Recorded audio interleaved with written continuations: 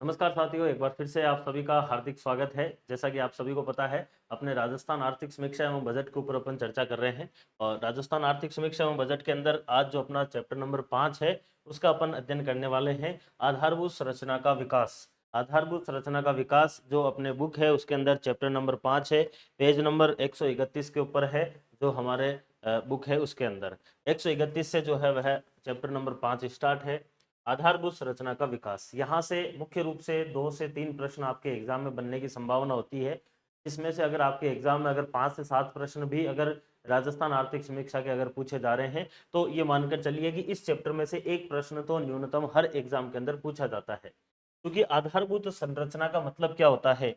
आधारभूत जो संरचना है, इसका मतलब क्या होता है? इसका मतलब यही होता है कि जो हमारे इंफ्रास्ट्रक्चर है, जैसे कि हमारे ऊर्जा है, जैसे कि हमारे सड़क है, जैसे कि हमारे संचार है, ठीक है ना, इन चीजों के बारे में अपन मुख्य रूप से इसके अंदर क्या करने वाले हैं, पढ़ने वाले हैं। जैसे कि बैंकिंग है, जैसे कि आपके पेयजल वगैरह हैं, जल की बात आ जाएगी। सिंचाई की तो अपन ने कृषि वाले चैप्टर में कर ली। ये सारे के सारी जो चीजें हैं, ये क्या आ जाती है आपके आधारभूत संरचना के अंदर आती है। जिसमें अपन सबसे पहले जो चर्चा करने वाले हैं, वो अपन करेंगे ऊर्जा के ऊपर। एनर्जी से रिगार्डिंग जो भी आपके एग्जाम में प्रश्न बन सकते हैं, उनके ऊपर अपन चर्चा करने वाले हैं। देखिए, ऊर्जा की अगर अपन बात करें, तो किसी भी देश की या फिर किसी भी राज्य की अर्थव्यवस्था के अंदर जो सबसे इम्पोर्टेंट चीज होता है, वो होता है वहाँ का औद्योगिक क्षेत्र। और उद्योग धंधों के लिए, चाहे वो फिर औद्योगिक क्षेत्र हो, चाहे वो आपके सेवा क्षेत्र हो, और वर्तमान समय में चाहे वह कृषि क्षेत्र हो, तीनों ही क्षेत्रों के लिए एनर्जी या फिर ऊर्जा जो होती है, उसकी सबसे ज्यादा जो है वह इंपॉर्टेंस होती है। तो अर्थव्यवस्था के अंदर 3 क्षेत्र है, कृषि क्षेत्र है, उद्योग क्षेत्र है, सेवा क्षेत्र। और तीनों क्षेत्रों के लिए ऊर्जा बहुत ज्यादा जरूरी होती है। और ये 3 ही क्षेत्र अर्थव्यवस्था के बड़े क्षेत्र होते हैं। और अर्थव्यवस्था के अगर ये बड़े क्षेत्र है, तीनों के लिए किसकी जरूरत है? एनर्जी की जरूरत है। इसका मतलब पूरी की पूरे देश या फिर राज्य की अर्थव्यवस्था के लिए जो आपकी ऊर्जा है, ये क्या कहलाती है? रीढ़ कहलाती है। यानी कि उसका जो है वह रीढ़ की हड्डी के समान होती है, जो कि उस देश की या फिर उस राज्य की अर्थव्यवस्था को बनाकर चलती है। यहाँ पर जो आपके एग्जाम के अंदर प्रश्न बनने वाले हैं, उसमें से अपन थोड़ा बहुत चर्चा करते चलेंगे रेड बॉक्स के अंदर। देखिए, सबसे पहला प्रश्न आता है जो आपको एग्जाम के अंदर पूछा जाएगा, और वह प्रश्न आने वाला है कि राजस्थान के अंदर जो है वह अधिष्ठापित ऊर्जा कितनी है। यानी कि राजस्थान के अंदर जो है वह ऊर्जा का उत्पादन कितना है। डेट आपको प्रश्न के अंदर दी जाएगी, मार्च 2024 तक के आंकड़े हैं। और राजस्थान के अंदर कुल ऊर्जा का उत्पादन 24,783.64 मेगावाट है। कितना है? 24,783 जो है वह आपके राजस्थान के अंदर ऊर्जा का उत्पादन है। सबसे इंपॉर्टेंट प्रश्न जो है वह आपके इस चैप्टर का यही रहने वाला है कि राजस्थान के अंदर कुल ऊर्जा उत्पादन कितना है। अब ये 24,783 है, और इसमें से राज्य की खुद की कितनी है, केंद्र सरकार की कितनी है, और निजी क्षेत्र से कितनी है, वो इसमें आपको ध्यान रखना है। जैसे कि राजस्थान सरकार की खुद की कितनी परियोजनाएं हैं, तो राजस्थान सरकार की खुद की जो है वह लगभग 9,447 मेगावाट का उत्पादन जो है वह राज्य का खुद का आता है। इसी प्रकार से केंद्र सरकार की परियोजनाओं से राज्य को कितना मिलता है? 3,113 मेगावाट मिलता है। और निजी क्षेत्र से जो हमारे यहाँ पर एनर्जी है, निजी जिसके अंदर कुछ संस्थाएं भी आ जाती है, उनका कितना है? वह लगभग आता है 12,000 मेगावाट के आसपास, 12,222। आगे इसके ऊपर अपन और विस्तार से चर्चा करेंगे। यानी कि कुल 24,000 में से, 24,783 में से 9,447 राज्य की खुद की है। ये अगेन एक और इंपॉर्टेंट प्रश्न के रूप में भी आप इसको काउंट कर सकते हैं। ये प्रश्न आपके एग्जाम में पूछने लायक है।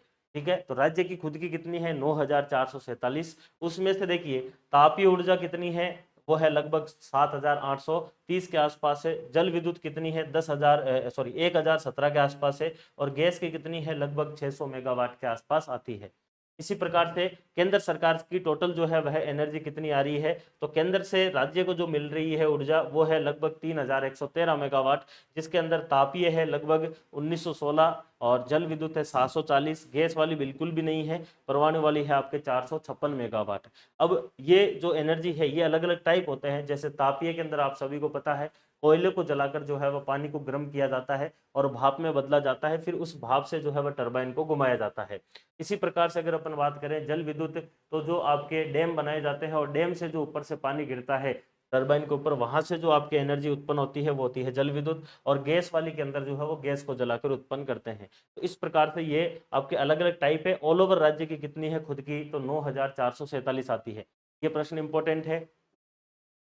उसके बाद में केंद्रीय परियोजनाओं से लगभग 3113, ये इंपॉर्टेंट है। निजी क्षेत्र की 12222 है, इसको भी आप ध्यान में रख लेना है। बाकी ये प्रश्न आज तक कभी ऐसा पूछा नहीं गया है, निजी क्षेत्र वाला राज्य का या फिर केंद्र का आपको पूछ सकते हैं। और ऑल ओवर कितनी है, तो वो आपको सबसे ज्यादा याद रखनी है, 24,783 मेगावाट आपके निकल कर आती है।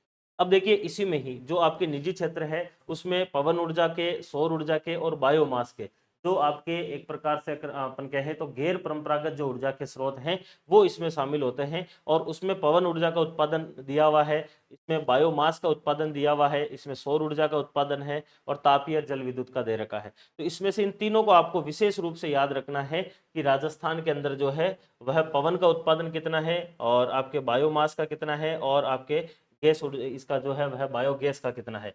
ये प्रश्न आपको पूछा जा सकता है। तो देखिए इसमें से आपको एक बार मैं फिर से बता देता हूँ, पवन ऊर्जा का उत्पादन जो है वह लगभग हो रहा है आपके 4359 मेगावाट के आसपास, यानी कि 4359। बायोमास का कितना हो रहा है, लगभग 109 मेगावाट हो रहा है। ये प्रश्न कई बार डायरेक्टली पूछा जाता है। और सौर ऊर्जा का जो है वह कितना है, लगभग 4010 मेगावाट आ रहा है। यानी अगर देखा जाए तो पवन ऊर्जा का उत्पादन जो है वह सौर ऊर्जा से ज्यादा है। लेकिन अभी अपन आगे पढ़ेंगे तब देखेंगे कि सौर ऊर्जा के जो संयंत्र है उनकी स्थापना पवन ऊर्जा से ज्यादा हो रखी है। यानी कि आने वाले टाइम में जो है वह सौर ऊर्जा से आगे निकल जाएगी आपके पवन ऊर्जा, ये आप इसमें ध्यान रख सकते हैं। ठीक है, तो ये आपके उत्पादन है ऊर्जा के, इन्हीं को ही अपन आगे टेबल में और समझेंगे। यहाँ पर जो टोटल अधिस्थापित ऊर्जा है 24,783, इस 24,783 को जब हम बांटते हैं तो राजस्थान के अंदर सबसे ज्यादा जो उत्पादन होता है वो किसका होता है, तापीय ऊर्जा का सबसे ज्यादा उत्पादन होता है। फिर इसमें तीनों की तीनों जोड़ ली गई है, यानी कि यहाँ से भी तापीय आ गई केंद्र वाली, यहाँ से भी तापीय आ जाती है आपके जो राज्य की खुद की है, तो 7,000 ये आ जाती है, 7,830 यहाँ से आ जाती है 1,900, तो लगभग जो है वह आपके 10,000 के आसपास ये एनर्जी आ जाती है। तो सबसे ज्यादा जो है वो तापीय है। उसके बाद में पवन ऊर्जा आती है दूसरे नंबर पर जो कि 4359 मेगावाट के आसपास आती है। फिर आती है सौर ऊर्जा तीसरे नंबर पर जो कि 4010 मेगावाट के आसपास है। और फिर आती है जल विद्युत चौथे नंबर पर। आपको एग्जाम में जो है वो प्रश्न पूछा जा सकता है कि राजस्थान में जो है वह सबसे ज्यादा जो एनर्जी है वह किससे उत्पादन होती है, तो वो आपको बस इतना सा ध्यान रखना है कि राजस्थान के अंदर जो है वो सबसे ज्यादा ऊर्जा तापीय ऊर्जा से उत्पादन होता है। ठीक है, उसके बाद में अपने आगे देखते हैं प्रसारण तंत्र प्रणाली। प्रसारण तंत्र का मतलब क्या होता है, जो आपके इस बुक के अंदर भी लिखा हुआ है अलग से ही पेज नंबर 131 पर। प्रसारण तंत्र का मतलब है कि राजस्थान के अंदर जो आपके एक प्रकार से विद्युत के उत्पादन से लेकर और उसके डिस्ट्रीब्यूशन तक जो आपके टोटल लाइनें जो बिछी हुई रहती है, यानी कि एनर्जी को एक जगह से दूसरी जगह पहुंचाने के लिए जो पूरा का पूरा एक नेटवर्क बना हुआ रहता है, उसको बोला जाता है प्रसारण तंत्र प्रणाली। तो प्रसारण का मतलब है कि विद्युत को एक जगह से दूसरी जगह पर पहुंचाना। ठीक है ना, तो ये आपके EHV के नाम से इसको जाना जाता है, एक्स्ट्रा हाई वोल्टेज प्रसारण नेटवर्क। यानी कि राजस्थान के अंदर जो है वह टोटल सर्किट, सर्किट का मतलब हो गया कि टोटल जो है वह हमारे पास में जो है वह विद्युत के उत्पादन से लेकर और उसके डिस्ट्रीब्यूशन तक जो है वह कितने किलोमीटर का हमारे पास नेटवर्क बना हुआ है, तो लगभग जो है वह 44,232 किलोमीटर के आसपास का जो है वह हमारे सर्किट बना हुआ है। यानी कि इतने किलोमीटर हमारे पास में विद्युत के प्रसारण का जो है वो नेटवर्क बना हुआ है। 2016-17 से 2023 की अवधि के अंदर कुल प्रसारण नेटवर्क के अंदर लगभग 22.60% की वृद्धि होती है। कितनी वृद्धि होती है, 22.60% की वृद्धि हुई है 2016-17 से 2023 तक। वित्त वर्ष 2023, स्पेशली इसी वित्त वर्ष की जिसकी अपन आर्थिक समीक्षा पढ़ रहे हैं, अगर इसकी बात की जाए तो इसमें 44,000 के अंदर लगभग जो है वह 473 किलोमीटर का सर्किट जुड़ा है, यानी कि ऐड हुआ है। तो यहाँ से प्रसारण तंत्र प्रणाली का मतलब आपको इतना सा ध्यान रखना है कि राजस्थान के अंदर जो है वो खंभों से तार जो है वो कितनी दूर तक पहुंचाया हुआ है, तो लगभग 44,000 के आसपास ऑल ओवर है। और 2016-17 से अगर वृद्धि पूछी जाए तो 22.60%, ये ध्यान रख लेना है। और इस वर्ष के अंदर कितना है, तो 473 मेगावाट के आसपास आता है। अब सबसे इंपॉर्टेंट चीज आती है, वो आती है कि राजस्थान के अंदर जो है वह ऊर्जा का उत्पादन कितना क्या है। तो अपन अभी यहाँ पर देखा था, इसी चीज को पूरे को यहाँ पर टेबल के अंदर समझाया हुआ है। देखिए सबसे पहले यहाँ पर आपके सामने है कि राज्य की खुद की जो है वह विद्युत उत्पादन वाला जो है वह स्रोत कौन कौन से है और उनसे उत्पादन कितना कितना हो रहा है। देखिए राज्य की अगर परियोजनाओं की अगर अपन बात करें, इसमें आपको केवल देखिए इसकी यूनिट तो है मेगावाट, और याद केवल आपको क्या रखना है 2023-24 यानी कि इसी आर्थिक समीक्षा वाला याद रखना है, बाकी पीछे वाला कोई नहीं पूछेगा। देखिए राज्य की स्वयं की अगर अपन बात करना चाहें तो राजस्थान की जो खुद की है या फिर स्वयं का जो उत्पादन है उसमें तापीय ऊर्जा जो अपन अभी आगे देख चुके हैं जो इतना इंपॉर्टेंट नहीं है, तापीय कितना है 7830 है, जल विद्युत कितना है 1017 है, और आपके गैस का कितना है 600 है। तो इन तीनों को अगर आप जोड़ दोगे, इन तीनों को अगर आप जोड़ोगे तो ऑल ओवर जो राज्य का निकल के आएगा वो कितना आ जाएगा, इसमें राज्य का उत्पादन है वो आ जाएगा आपके पास में 9447 मेगावाट, जो कि राज्य का उत्पादन क्षमता आती है। इसी प्रकार से दूसरे नंबर पर आता है आपके केंद्र का। केंद्र से अगर अपन बात करें, केंद्र से राज्य को जो मिलती है उसमें जिसमें तापीय का उत्पादन है लगभग 1916 मेगावाट जो है वो राज्य को मिलती है केंद्र की परियोजनाओं से। जल विद्युत मिलती है 740, गैस की कोई सी परियोजना नहीं है, परमाणु की मिलती है लगभग 456, और इस प्रकार से ये टोटल मिलाकर जो है वह केंद्र की परियोजनाओं से राज्यों को कितना मिलता है, तो वो मिलता है आपके 3113 मेगावाट, यानी कि 31 और 13 आप याद रख सकते हैं। तो दो तो ये हो गया है इंपॉर्टेंट।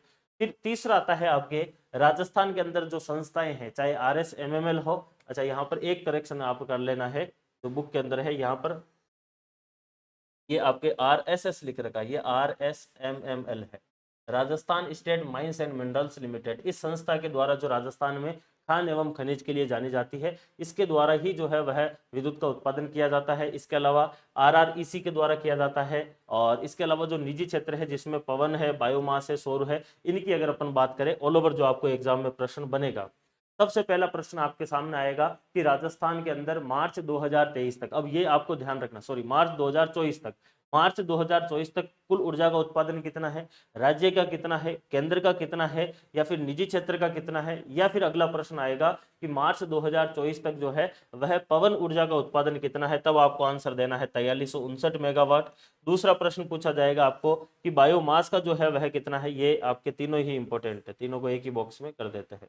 देखिए पहला प्रश्न आपको क्या पूछा जाएगा, पवन ऊर्जा का उत्पादन कितना है मार्च 2024 तक 4359 मेगावाट। दूसरा आएगा बायोमास का उत्पादन कितना है 109 मेगावाट। तीसरा प्रश्न आएगा सौर ऊर्जा का उत्पादन कितना है 4010, 4010 याद रख लेना है, ठीक है ना। तो मोटा मोटा अगर याद रखोगे तो आपको मिल जाएगा, इतना ज्यादा जो है वो क्लोज ऑप्शन रहता नहीं है। तो पवन ऊर्जा का उत्पादन है कितना 4359 है, और बायोमास का कितना है 109 मेगावाट है, सौर ऊर्जा का कितना है, तो सौर ऊर्जा का है 4010 मेगावाट, ठीक है। इस प्रकार से अगर आप इन सबको जोड़ दो तो यहाँ पर ये सारा जुड़कर कितना बन रहा है 12,222 बन रहा है, और इस प्रकार से राजस्थान में मार्च 2024 तक टोटल ऊर्जा का उत्पादन कितना आ रहा है 24,783 मेगावाट निकल कर आ रहा है। तो आंकड़ों में आपको क्या क्या याद रखना है अब तक, एक तो याद रखना है, यही पीछे बता रखा है तो मैं उसको वहीं पे समझा दूंगा।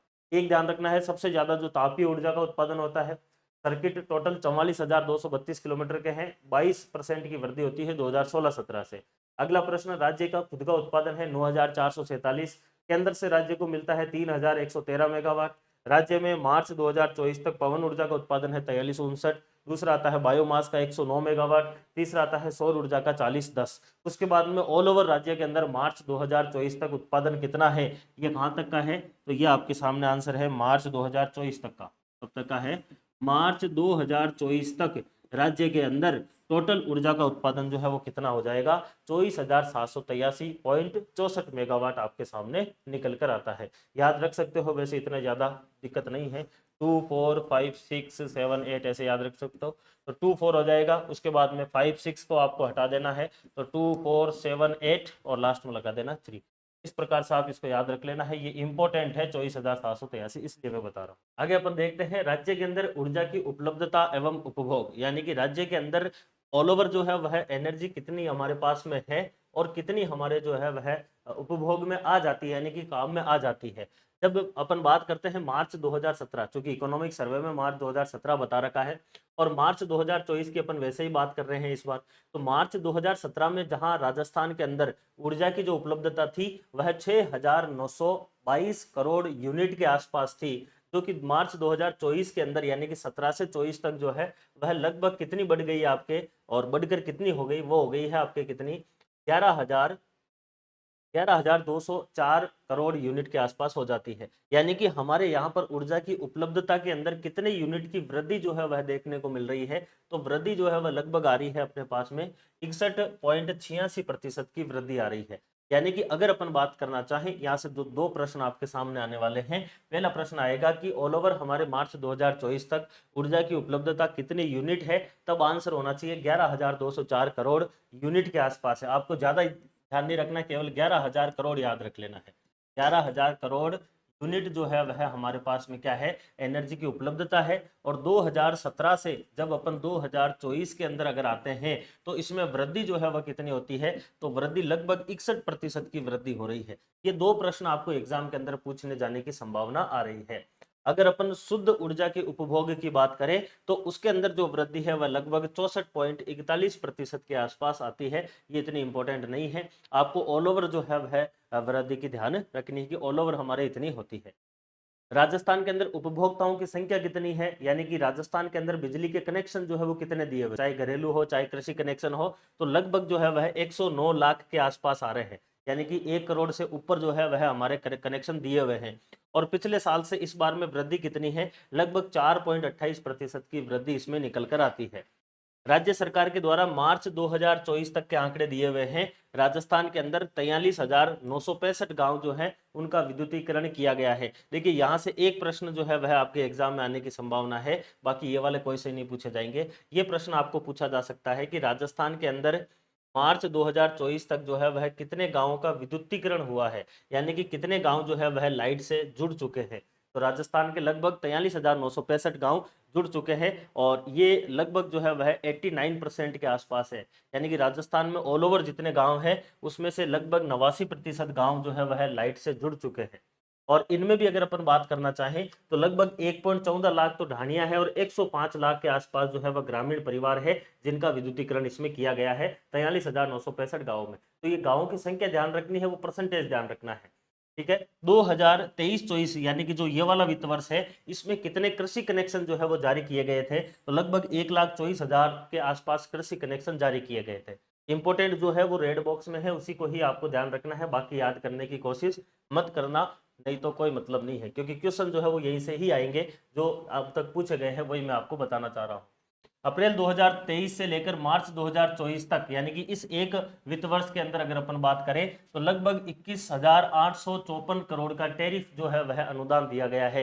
यानी कि किसानों को जो है वह बिजली के ऊपर जो छूट मिली है, या फिर कह सकते हैं किसानों के लिए जो बिजली फ्री करी है सरकार ने, उस पर लगभग कितने रुपए का, 21,854 करोड़ रुपए का सरकार के द्वारा अनुदान दिया गया है किसानों को बिजली बिलों के अंदर। तो ये आप ध्यान रख सकते हो, बाकी ये एग्जाम में कभी पूछे जाने वाला नहीं है।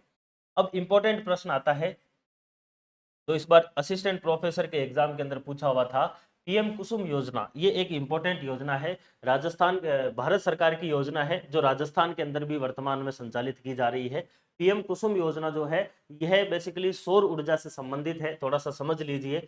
पीएम कुसुम योजना केंद्र सरकार की योजना है। इस योजना के अंदर सौर ऊर्जा के प्लांट जो है वह लगाए जाते हैं, पैनल लगाए जाते हैं, उससे किसानों के द्वारा विद्युत उत्पादन की जाती है, उसका भी उपयोग किया जाता है। साथ साथ में इसमें सोलर पंप मिलते हैं जो आपके ट्यूबवेल से यानी कि नलकूप से या फिर आपके कुएं से पानी निकालने के लिए जो मोटरें होती है, उन मोटरों को भी सौर ऊर्जा से चलाने के लिए इसमें सौर ऊर्जा के पंप दिए जाते हैं। और साथ साथ में सौर ऊर्जा के जो है वो ग्रिड दिए जाते हैं, यानी कि सौर ऊर्जा के संयंत्र जो है उनकी भी स्थापना की जाती है।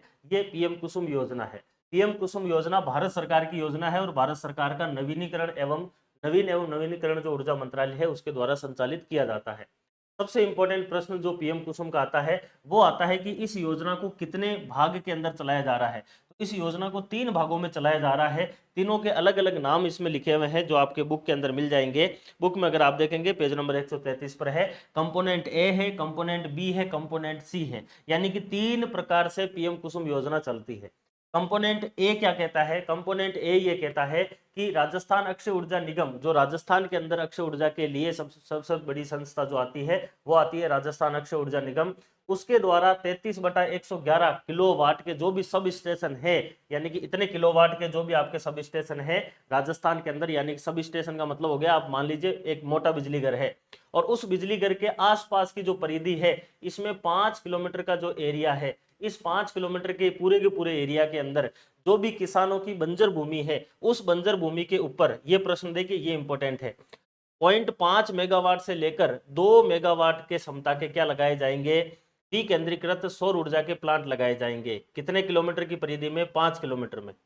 यानी कि राजस्थान के अंदर मान लो कि कोई किसान है जिसका खेत है इस बिजली घर, इस सब स्टेशन के आसपास जो है वो खेत है 5 किलोमीटर के एरिया में, और वह खेत कैसा है? बंजर है। तो सरकार ने ये कहा है कि वहां पर जो है वह पीएम कुसुम के तहत 0.5 से लेकर 2 मेगावाट का एक ऊर्जा प्लांट लगाया जाएगा सौर ऊर्जा का, उसकी विद्युत इस सब स्टेशन में दी जाएगी और फिर यहाँ से बाहर जाएगी। तो यानी कि उस किसान के प्लांट लग रहा है तो उस किसान को क्या हो जाएगा? फायदा होगा। उस किसान को जो है वह इस प्लांट से जो बिजली बेचेगा उससे उसको पैसे मिल जाएंगे। तो एक प्रश्न तो इसमें यह पूछा जाता है कि पीएम कुसुम योजना के तहत कंपोनेंट ए के अंदर कितनी क्षमता के प्लांट लगाए जाते हैं, तो वो आपको याद रखना है 0.5 से लेकर 2 मेगावाट का।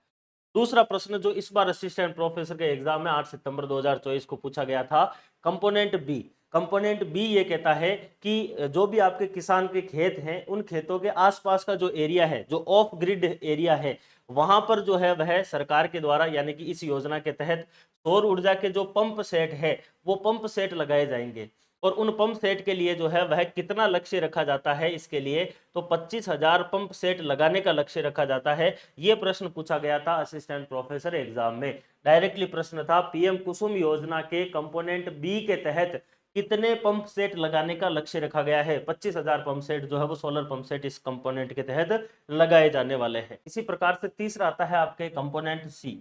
तो तीसरा पार्ट कह सकते हैं आप इस योजना का।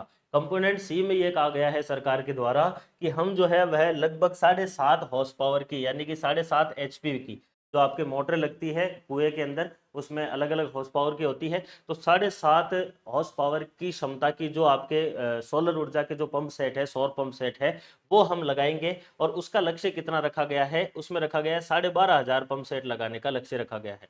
तो तीनों कंपोनेंट के अंदर 3 अलग अलग चीजें जो है वह आपको पूछी जाती है जो इसमें से इंपॉर्टेंट है।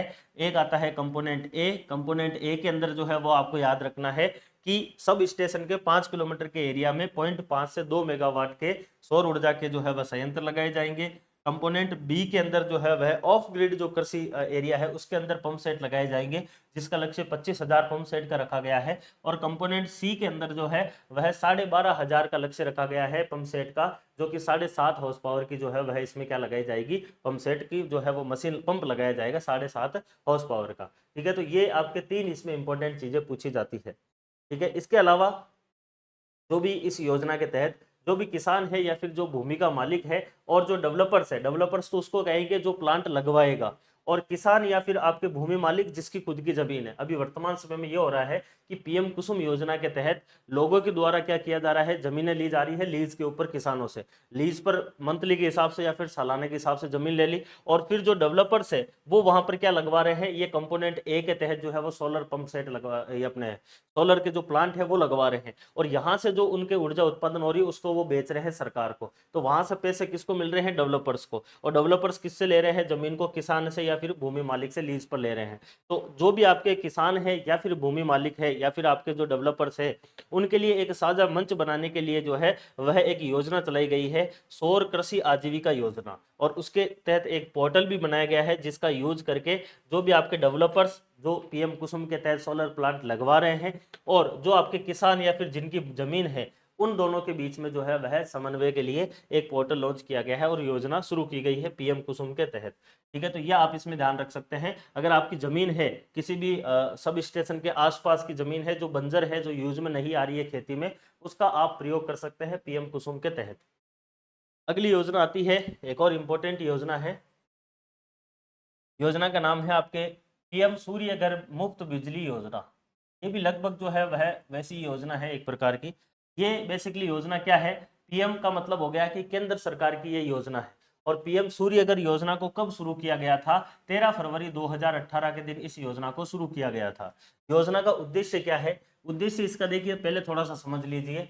पीएम सूर्य घर, सूर्य घर इसलिए हो गया कि सूर्य घर का मतलब हो गया कि यह सौर ऊर्जा की आपकी योजना है।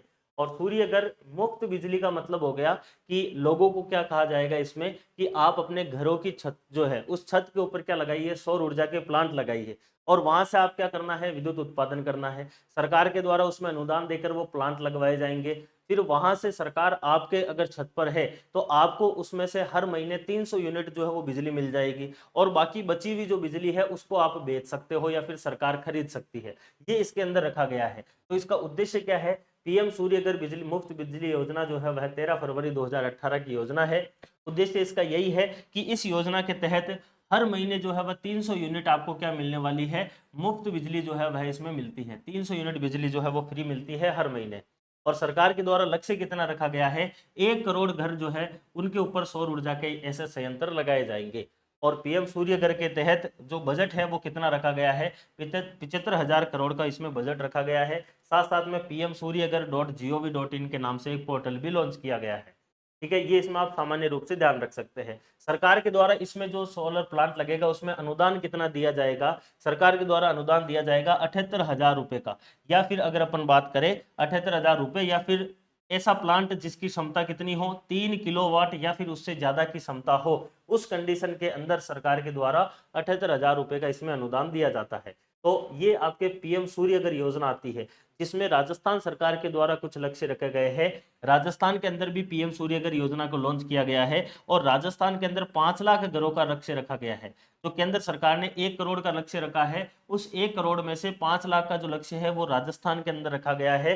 कब तक लिए रखा गया है, मार्च 2024 तक जो है वह टारगेट रखा गया है कि हम सोलर रूफटॉप जो सोलर प्लांट है वो हम इसमें लगाने वाले हैं। तो ये आपको इसमें से कुछ चीजें जो है वो ध्यान रखनी है जो आपके एग्जाम के अंदर पूछी जा सकती है। पीएम सूर्य घर योजना एक इंपॉर्टेंट योजना आती है जिसको आप विशेष रूप से जो है वो ध्यान रखना है। ठीक है, अगली योजना देखिए। अगली आती है आपके मुख्यमंत्री निशुल्क बिजली योजना। ये योजना तो वैसे जो है वह आपकी किनकी है, गहलोत जी की योजना है। पीएम अपने मुख्यमंत्री जो निशुल्क बिजली योजना है ये 2 प्रकार की है, ध्यान देना। एक तो आती है कृषि के लिए जो है वह मुफ्त बिजली योजना, और एक आती है घरेलू अनुदान के लिए। यानी कि एक जगह तो आपको किसानों को फ्री में बिजली मिल रही है और एक है जो आपके घर के कनेक्शन के ऊपर फ्री बिजली मिल रही है। दोनों के लिए अलग अलग प्रावधान है। देखिए, सबसे पहले आती है मुख्यमंत्री निशुल्क बिजली योजना कृषि अनुदान के लिए। आप सभी को पता है कि जब गहलोत जी अपने मुख्यमंत्री थे उस समय उन्होंने 17 जुलाई 2021 के दिन एक योजना लॉन्च करी थी कोरोना के टाइम में ही, और उन्होंने योजना का नाम रखा था किसान मित्र ऊर्जा योजना। और इस योजना के तहत उन्होंने कहा कि 1 मई, क्योंकि जुलाई से पहले आता है मई, तो 1 मई 2021 से जो भी आपके कृषि कनेक्शन के ऊपर जो बिल आ रहा है उस बिल का लाभ जो है वह, इस योजना का लाभ जो है वह 1 मई 2021 से आपको मिलना शुरू हो जाएगा। और उस समय यह कंडीशन रखी गई कि आपके जो हर महीने का जो है वह 1,000 रुपए प्रति बिल के ऊपर सरकार के द्वारा दिया जाएगा, और जो कि पूरे 12 महीने के हिसाब से मैक्सिमम 12,000 तक का हो सकता है। यानी कि ऐसे मान लीजिए कि इस योजना के तहत पूर्व में यह था कि सरकार जो है वह हर महीने के 1,000 रुपए के हिसाब से आपको 12,000 रुपए तक जो है वह आपके जो भी बिल आएगा कृषि कनेक्शन का उसके ऊपर 12,000 रुपए तक का सरकार के द्वारा जो है वह अनुदान दिया जा रहा था। क्योंकि सरकार बदली, योजना बदली, जाते जाते जो है वह गहलोत जी ने इस योजना को थोड़ा सा चेंज कर दिया। और गहलोत जी का जो लास्ट बजट था आपका 2023-24 वाला, उस बजट के अंदर जो है वह सीएम निशुल्क बिजली योजना के अंदर ही जो है वह इस योजना को जो आपके किसान मित्र ऊर्जा योजना थी उसको इसमें मर्ज कर दिया, और वर्तमान में मुख्यमंत्री निशुल्क बिजली योजना के नाम से ये जानी जाती है। और उन्होंने कहा कि ये पैसों वाला जो झंझट है इसको खत्म कर दो। और इसको खत्म करके उन्होंने क्या कहा, उन्होंने कहा कि अब जो है वह हर महीने हम 2,000 यूनिट जो है वह फ्री देने वाले हैं किसानों को। कितनी देंगे, 2,000 यूनिट प्रति माह जो है वह क्या मिलने वाली है, किसानों को फ्री मिलने वाली है। यानी कि अगर अपन बात करना चाहें, और ये लाभ कब से रखा गया था, ये रखा गया जून 2023 से जो है वह लाभ मिलने वाला है। और जो पहले आपकी योजना चल रही थी उस योजना को इसमें मर्ज कर दिया। यानी कि वर्तमान में जो किसानों के लिए बिजली कनेक्शन के ऊपर जो छूट मिल रही है वो, या फिर ऐसे मान लीजिए कि कृषि कनेक्शन के ऊपर जो भी हमारे बिजली बिल के ऊपर जो भी पैसा मिल रहा है या फिर छूट मिल रही है, वो ये सिस्टम है कि राजस्थान के अंदर प्रत्येक कृषि बिल के ऊपर हर महीने जो है वह 2,000 यूनिट तक सरकार के द्वारा भुगतान किया जाता है। 2,000 यूनिट से ऊपर अगर आपके कृषि बिल जाता है प्रति माह का, तो उस कंडीशन में आपको भरना होता है। तो वर्तमान में आपके कृषि अनुदान के अंदर यही याद रखना है कि मुख्यमंत्री निःशुल्क बिजली कृषि जो आपके कनेक्शन है उसके लिए 2,000 यूनिट प्रति माह रखा गया है। अब दूसरा आता है आपके घरेलू अनुदान। जब गहलोत जी ने कोरोना काल में किसानों के लिए लाभ दिया था, उसी समय उन्होंने जो है वह एक और योजना शुरू करी थी, मुख्यमंत्री निशुल्क बिजली योजना घरेलू अनुदान, यानी कि जिसके अंदर घरेलू कनेक्शन के लिए ये आपके रखी गई थी। और इसका लाभ जो है वह कब से रखा गया था, जून 2023 से जो है, क्योंकि पिछले वाले बजट में किसानों के लिए लाया गया था और अगले वाले बजट के अंदर जो है वह घरेलू कनेक्शन के लिए लाया, और साथ साथ में किसान वालों को भी पैसों से जो है वह 2000 यूनिट के ऊपर लेकर आ गए थे। तो अपने अंतिम बजट के अंदर जो है वह गहलोत जी ने यह कहा था कि हम जो है वह प्रत्येक घर के अंदर घरेलू जो कनेक्शन है उसके ऊपर जो है वह 100 यूनिट जो है वह हम क्या देने वाले हैं, मासिक देने वाले हैं। जहां किसानों को हर महीने 2000 यूनिट मिल रहा था, उसी प्रकार से घरेलू कनेक्शन के ऊपर 100 यूनिट जो है वह हर महीने दिया जाना, फ्री में दिया जाना जो है वह इसमें क्या किया गया, तय किया गया था। इसमें अगर अपन आगे बात करें, जैसे कि 100 यूनिट तो जो है वह मासिक उपभोग करने के लिए मुफ्त था, 200 यूनिट तक जो है उसके अंदर पहले 100 यूनिट के विद्युत शुल्क जो है उसके अंदर फिक्स चार्ज है, नगरीय उपकर है, उनके अंदर छूट दी जाएगी। और 200 यूनिट से अगर ज्यादा अगर हो रहा है तो पहली 100 यूनिट तो मुफ्त रहेगी, लेकिन के अंदर अगले वाला जो भी शुल्क है वो उपभोक्ता को वहन करना पड़ेगा। यानी कि 200 यूनिट का सिस्टम ये रखा था कि अगर पहले 100 यूनिट है वो तो बिल्कुल फ्री है, और अगले जो 100 यूनिट है उसके अंदर जो है वह उनको छूट मिलेगी, जो भी फिक्स चार्ज है, नगरीय उपकर है, उनके अंदर। 200 यूनिट तक तो ये हो गया। अब 200 यूनिट से अगर ज्यादा अगर जा रहा है उनके घर का अगर बिजली बिल, तो उस कंडीशन के अंदर जो भी बिल आएगा वो उसको ही देना पड़ेगा। यानी कि इस प्रकार से इसको रखा गया था कि भाई पहले 100 यूनिट तो जो है वह बिल्कुल भी क्या है, आपके फ्री रखा गया था, ठीक है ना, पहले 100 यूनिट। फिर अगले 100 यूनिट जो है इसके अंदर जो आपके टैक्स वगैरह हैं उनको क्या कर दिया था, हटा दिया था। जो भी आपके नगरीय उपकर है, फिक्स चार्ज वगैरह है, उनके अंदर छूट दी गई। तो ये 200 यूनिट का सिस्टम ये रखा, और इस 200 यूनिट के बाद में जो भी यूनिट आएगा उसके अंदर जो है वह आपके क्या लगेगा, चार्ज लगेगा, यानी कि जो भी नॉर्मल सरकार के द्वारा तय किया हुआ है घरेलू कनेक्शन पर वो देना होगा। तो इस प्रकार से इसको जो है वह सेट किया गया था। ठीक है, तो दो योजना आ जाती है आपके बिजली के बारे में फ्री में। अगली आती है आपके अक्षय ऊर्जा। अक्षय ऊर्जा थोड़ा सा अलग टॉपिक है जो कि जुड़ा हुआ बेसिकली इसी से ही है, आप ऐसे भी देख सकते हैं। अक्षय ऊर्जा का मतलब होता है ऐसी ऊर्जा जो कि जिसका क्या नहीं हो, क्षय नहीं हो, यानी कि जो खत्म नहीं हो। इसी का ही दूसरा रूप आता है नवीकरणीय ऊर्जा, रीन्यूएबल एनर्जी के रूप में भी इसको जाना जाता है। जैसे कि सौर ऊर्जा एक प्रकार की अक्षय ऊर्जा या फिर रीन्यूएबल एनर्जी है, क्योंकि जब सूर्य खत्म होगा तब सौर ऊर्जा खत्म होगी। तो सूर्य की कोई उम्र जो है वह अभी तक ऐसे कोई निकाल नहीं पाए कि भाई उम्र कितनी है, तो इसलिए वो हो जाता है। जब तक पृथ्वी है तब तक हवा चलेगी, और हवा चलेगी तब तक पवन ऊर्जा भी उत्पादन होगा, इसलिए पवन ऊर्जा भी एक प्रकार की क्या है, रीन्यूएबल एनर्जी या फिर अक्षय ऊर्जा के रूप में जानी जाती है। तो ऐसी एनर्जी जिनका क्षय नहीं हो उनको कहते हैं अक्षय ऊर्जा। और राजस्थान के अंदर जो है वह अक्षय ऊर्जा के लिए जो आपके संस्थान है जो राजस्थान के अंदर जानी जाती है वो कहलाता है आपके राजस्थान अक्षय ऊर्जा निगम के रूप में। और राजस्थान अक्षय ऊर्जा निगम जो है, जिसको Rajasthan renewable energy corporation limited RRECL के रूप में इसको जाना जाता है, इसकी स्थापना जो है वह 9 अगस्त 2002 के दिन होती है। और यह राज्य के अंदर क्या करता है, राज्य के अंदर जो आपके गैर परंपरागत ऊर्जा के स्रोत, भाई दो प्रकार के ऊर्जा के स्रोत होते हैं, RS मेंस में सीधा सा टॉपिक लिखा हुआ है ज्योग्राफी के अंदर कि परंपरागत एवं गैर परंपरागत ऊर्जा के स्रोत। तो परंपरागत तो वो है जो लंबे समय से चलते हुए आ रहे हैं, जैसे कि आपके परमाणु ऊर्जा है, जैसे आपके तापीय ऊर्जा है, जैसे कि आपके जल विद्युत ऊर्जा है। दूसरी होती है गैर परंपरागत, जो कि नवीनतम जो दौर है 1980 के बाद में जो है वह चले थे, उनको कहा जाता है गैर परंपरागत। जैसे कि सौर ऊर्जा है, पवन ऊर्जा है, बायोगैस है, बायोमास है, ये सारी की सारी क्या है, गैर परंपरागत है। लेकिन इनके अलावा एक और प्रकार होता है, एक होता है नवीकरणीय, एक होता है अनवीकरणीय। नवीकरणीय ऊर्जा के स्रोत तो वो है जिनका अंत नहीं होता है, यानी कि जिनका सोर्स जो है वो खत्म नहीं होता है। जैसे कि जल विद्युत है, मान लीजिए चंबल नदी बह रही है, पहले डैम के ऊपर पानी गिराया, यहाँ पर विद्युत उत्पादन कर ली, पानी का कुछ नहीं बिगड़ा, केवल जो आपके ऊपर जो स्थितिज ऊर्जा थी वो गतिज ऊर्जा में बदलकर और टरबाइन को घुमाकर और एनर्जी दे दी। वही पानी आगे जाकर दूसरे डैम से भी तो विद्युत दे सकता है, तो उसमें पानी का कुछ नहीं बिगड़ा, यानी कि स्रोत जो है वो खत्म नहीं हो रहा, स्रोत उसमें जिंदा है, इसलिए उसको बोला गया नवीकरणीय ऊर्जा। नवीकरणीय ऊर्जा के अंदर जल विद्युत है, सौर ऊर्जा है, पवन ऊर्जा है, ये सारे के सारे जो है वो नवीकरणीय में आते हैं। जबकि अनवीकरणीय जिसके अंदर ऊर्जा का स्रोत समाप्त हो जाता है, जैसे तापीय ऊर्जा, तापीय ऊर्जा के अंदर कोयला को जलाकर जो है वह पानी को स्टीम में बदला जाता है। तो कोयला एक बार जलता है, दूसरी बार नहीं जलता है, फिर राख में बदल जाता है, तो वो आपके क्या हो जाएगा, एक बार। इसी प्रकार से बायोमास जो है उसके अंदर वनस्पतिक जो कचरा है उसको जलाते हैं, उससे एनर्जी मिलती है, तो जलने के बाद में फिर वो वापस नहीं जलेगा, फिर वो राख में बदल जाएगा। तो ये सारे के सारे होते हैं अनवीकरणीय ऊर्जा के स्रोत। तो अक्षय ऊर्जा जो निगम है ये मुख्य रूप से किसके लिए कार्य करता है, ये करता है गैर पारंपरिक ऊर्जा के संयंत्र। गैर परंपरागत का मतलब जो अभी चले हैं, पुराने नहीं है, तो उसके अंदर सारी की सारी सौर ऊर्जा, पवन ऊर्जा, बायोमास, बायोगैस, यह सारी की सारी इसमें आती है। ठीक है, तो अक्षय ऊर्जा निगम जो है एक तो गैर परंपरागत ऊर्जा स्रोत के लिए जो है वो कार्य करता है, साथ साथ में अक्षय ऊर्जा निगम जो है यह भारत सरकार का जो है वह नवीन एवं नवीकरणीय ऊर्जा मंत्रालय जो भारत सरकार का है उसकी एक नोडल एजेंसी के रूप में भी राजस्थान के अंदर कार्य करता है। देखो, दो प्रश्न एग्जाम में आपको पूछा जाता है, ये प्रश्न एग्जाम के अंदर पूछा हुआ है, अक्षय ऊर्जा जो आपके जो एनर्जी है या फिर जो ऊर्जा है उसके संरक्षण के लिए राजस्थान के अंदर नोडल एजेंसी कौन सी है, ये प्रश्न एग्जाम में पूछा हुआ है। तो राजस्थान के अंदर जो है वह एक संस्था है जिसका नाम है bureau of energy efficiency, bureau of energy efficiency, BEE के नाम से जानी जाती है, इसको बोलते हैं बी। तो ब्यूरो ऑफ एनर्जी एफिशिएंसी के रूप में जानी जाती है, जो कि भारत के अंदर जो आपके ऊर्जा संरक्षण है उसके लिए राज्य के अंदर नोडल एजेंसी के रूप में भी काम करती है।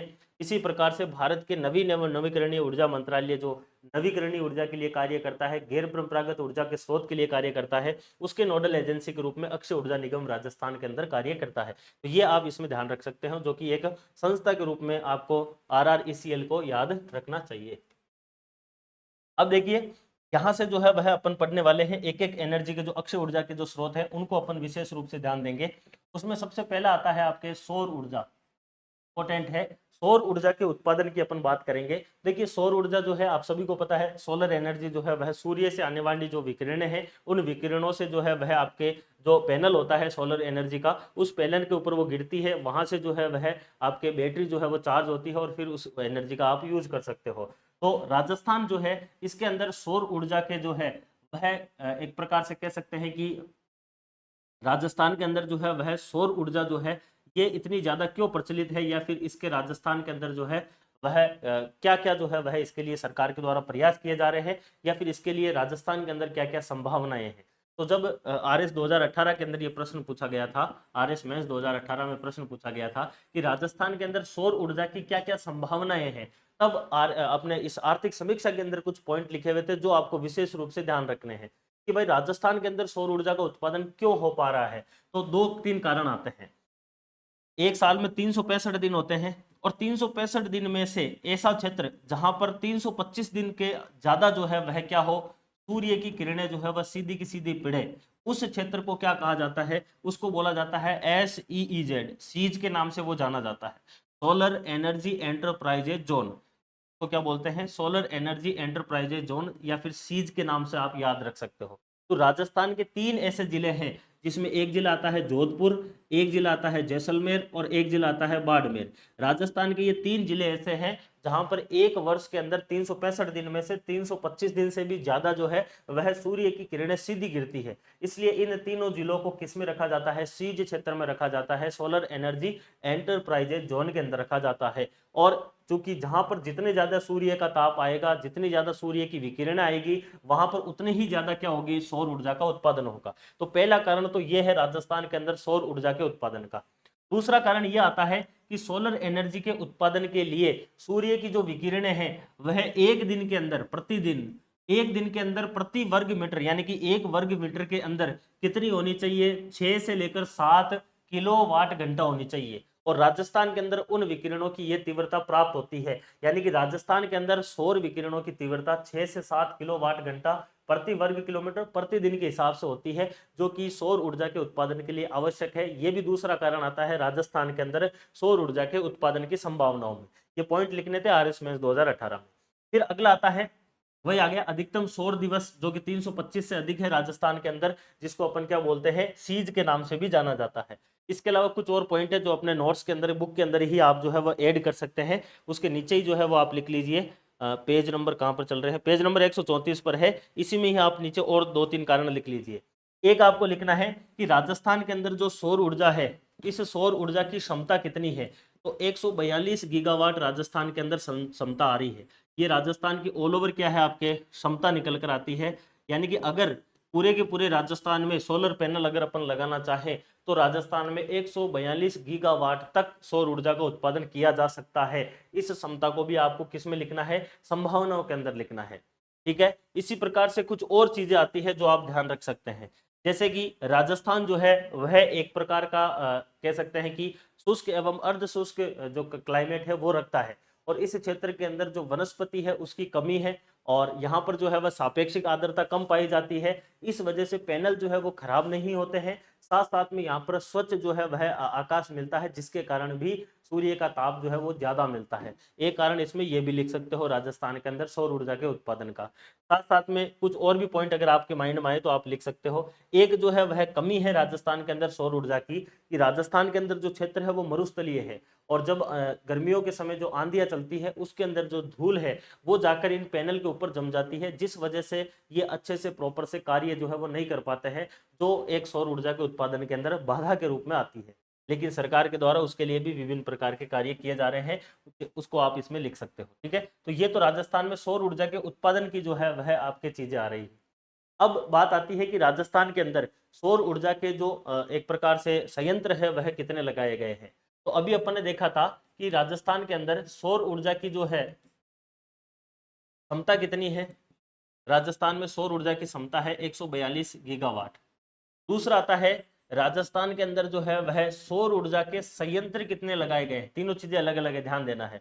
राजस्थान के अंदर 19,459 मेगावाट क्षमता के जो है वह सौर ऊर्जा के संयंत्र स्थापित हो चुके हैं। कितने हो चुके हैं, 19,459 मेगावाट। ध्यान रखना है, गीगावाट और मेगावाट दोनों अलग अलग है। ठीक है ना, 19,459 मेगावाट के क्या लग गए हैं, हमारे संयंत्र लग गए हैं। यानी कि आने वाले समय में 19,459 मेगावाट तो सौर ऊर्जा का उत्पादन होके ही रहेगा। ये इसमें आप क्या कर सकते हैं, ध्यान रख सकते हैं। ठीक है, उसके बाद में तीसरा आता है उत्पादन। ये तीसरा आंकड़ा है। उत्पादन का मतलब है कि मार्च 2024 तक राजस्थान में सौर ऊर्जा का उत्पादन हो रहा कितना है। तब मैं स्टार्टिंग में बताया था 1040 के नाम से 4010 मेगावाट जो है वह मार्च 2024 तक उत्पादन हो रहा है। इन तीन पॉइंटों में से आपको एक प्रश्न मिल सकता है सौर ऊर्जा का, आपके आरएस प्री या फिर जो भी सीईटी वगैरह एग्जाम आ रहा है उसमें। तो सौर ऊर्जा की जब अपन बात करते हैं तो राजस्थान के अंदर सौर ऊर्जा की ऑल ओवर क्षमता कितनी है, 142 गीगावाट है। संयंत्र कितने लग चुके हैं, 19,459 मेगावाट के। और उत्पादन वर्तमान में हो कितना रहा है मार्च 2024 तक, तो 4010 या फिर 4010 मेगावाट हो रहा है। तो ये तीन चीजें आपको इसमें ध्यान रखनी है। अब देखिए, राजस्थान सरकार के द्वारा राजस्थान अक्षय ऊर्जा नीति जो है वह 2023 के अंदर जारी की गई थी। कब की गई, तो ये लागू की गई थी 6 अक्टूबर 2023 को। ये डेट इंपॉर्टेंट है, थोड़ा सा ध्यान रखना है। अगली एक और आती है राजस्थान हाइड्रोजन नीति। जो राजस्थान के अंदर ग्रीन हाइड्रोजन नीति जो है वह कब लागू की गई थी, ये 29 सितंबर 2023 को लागू की गई थी। ये प्रश्न पूछा गया था असिस्टेंट प्रोफेसर के अंदर कि राजस्थान ग्रीन हाइड्रोजन, यहाँ पर ग्रीन लिख लेना, राजस्थान ग्रीन हाइड्रोजन जो है वह पॉलिसी 2023 कब लागू की गई, तो 29 सितंबर 2023 के दिन लागू की गई थी। इन दोनों नीतियों को आगे विस्तार में भी अपन पढ़ेंगे। ठीक है, तो ये आ जाती है दो नीतियां। अब देखिए, राजस्थान के अंदर जो है वह सोलर पार्क या फिर जो मेगा सोलर आपके पावर प्रोजेक्ट है उनका विकास किस प्रकार से हुआ है। तो राजस्थान के अंदर सोलर पार्क का जो है वह एक सबसे बड़ा कार्यक्रम चल रहा है, जो कि एशिया का सबसे बड़ा जो है वह सोलर पार्क के रूप में फेमस है, जिसको कहते हैं अपन भड़ला सोलर पार्क। कहाँ पर स्थित है, तो भड़ला जोधपुर में स्थित है। इसकी उत्पादन क्षमता कई बार एग्जाम में पूछी हुई है, तो 2245 मेगावाट, 22 दूने 44 प्लस 1, तो 2245 मेगावाट जो है वह इसकी क्षमता आती है। और भड़ला जो सोलर पार्क है ये एशिया का सबसे बड़ा सोलर पार्क है। सोलर पार्क और सोलर प्लांट में थोड़ा सा डिफरेंस होता है। प्लांट का मतलब तो होता है एक यूनिट, एक यूनिट यानी कि सिंगल यूनिट, एक ये प्लांट लगा हुआ है, ये प्लांट हो गया सोलर प्लांट। लेकिन दूसरा आता है आपके पार्क। सोलर पार्क का मतलब होता है जिसके अंदर बहुत सारी यूनिट हो, यानी कि बहुत सारे सोलर प्लांट लगा दिए जाए तो उनको सम्मिलित रूप से जो है वह क्या बोला जाता है, सोलर पार्क बोला जाता है। तो भड़ला वाला क्या है, आपके सोलर पार्क है। तो सोलर पार्क का मतलब तो है बहुत सारे एक साथ प्लांट लगे तो सोलर पार्क है, और सिंगल यूनिट है तो सोलर प्लांट कहलाता है। तो भड़ला सोलर पार्क जो है इसका विकास 4 चरणों में होता है। पहला चरण जो है वह 65 मेगावाट का इसमें बनाया गया था, और इस 65 मेगावाट का विकास जो है वह राजस्थान सोलर पार्क कंपनी के द्वारा किया गया था। इसका दूसरा चरण जो है उसके अंदर 680 मेगावाट जो है वह क्षमता को स्थापित किया गया था और वापस वही Rajasthan solar park development company के द्वारा इसका विकास किया गया था। तीसरे चरण का विकास 1000 मेगावाट के रूप में किया गया था और एनर्जी कंपनी जो है ILFS के नाम से एक एनर्जी कंपनी आती है उसके और सौर्य ऊर्जा कंपनी जो है राजस्थान सरकार की, इन दोनों ने मिलकर 1000 मेगावाट तीसरा चरण इसका पूरा किया था। और इसका चौथा चरण जो SI के एग्जाम के अंदर 2021 में पूछा गया था कि भड़ला सोलर पार्क के चौथे चरण का विकास किस कंपनी ने किया, तो इसमें 500 मेगावाट का जो है वह विकास होता है और इसमें दो कंपनियां मिलती है। दो कंपनियों में एक तो राजस्थान सरकार रहती है और दूसरी अडानी की कंपनी आती है, इसमें अडानी रिन्यूएबल एनर्जी के रूप में। तो अडानी ये ऑप्शन के अंदर लिखा हुआ था वहां पर, तो अडानी रिन्यूएबल एनर्जी के द्वारा राजस्थान सरकार के साथ मिलकर और इसका चौथा चरण जो है वह पूरा किया गया था। तो 4 चरणों के अंदर 2245 मेगावाट का उत्पादन इस पार्क के अंदर होता है। बड़ला सोलर पार्क जो है इसको 2 फेज के अंदर बनाया गया था। पहले फेज, सबसे पहले जो निर्माण हुआ था वो फेज फर्स्ट का ही हुआ था जो पहले चरण वाला था, और उसके बाद में दूसरा, तीसरा, चौथा, ये 3 चरण जो है वह एक साथ बनाए गए थे। तो पहले फेज का निर्माण तो पहले ही हो गया था और उसे राजस्थान अक्षय ऊर्जा निगम लिमिटेड ने खुद के स्तर पर निर्माण किया था। और राजस्थान अक्षय ऊर्जा निगम जो है यह किसकी नोडल एजेंसी है, तो यह केंद्र सरकार का एक मंत्रालय है, नवीन और नवीकरणीय ऊर्जा मंत्रालय, उसकी यह नोडल एजेंसी है। तो जो इसके दूसरा, तीसरा और चौथा जो बाकी के 3 चरण थे वो किसके तहत बनाए गए थे, तो वो आपके इस मंत्रालय के तहत जो है वह भारत सरकार की जो सोलर पार्क योजना है उसके तहत इसका विकास किया गया था। तो शुरू का एक चरण तो बना था राजस्थान सरकार के खुद के स्तर पर अक्षय ऊर्जा निगम के द्वारा, और बाकी के 3 चरण जो है वह भारत सरकार की सोलर पार्क योजना जो है इसके तहत बनाया गया था। तो ये आप बड़ला सोलर पार्क के बारे में थोड़ा सा ध्यान रख सकते हैं।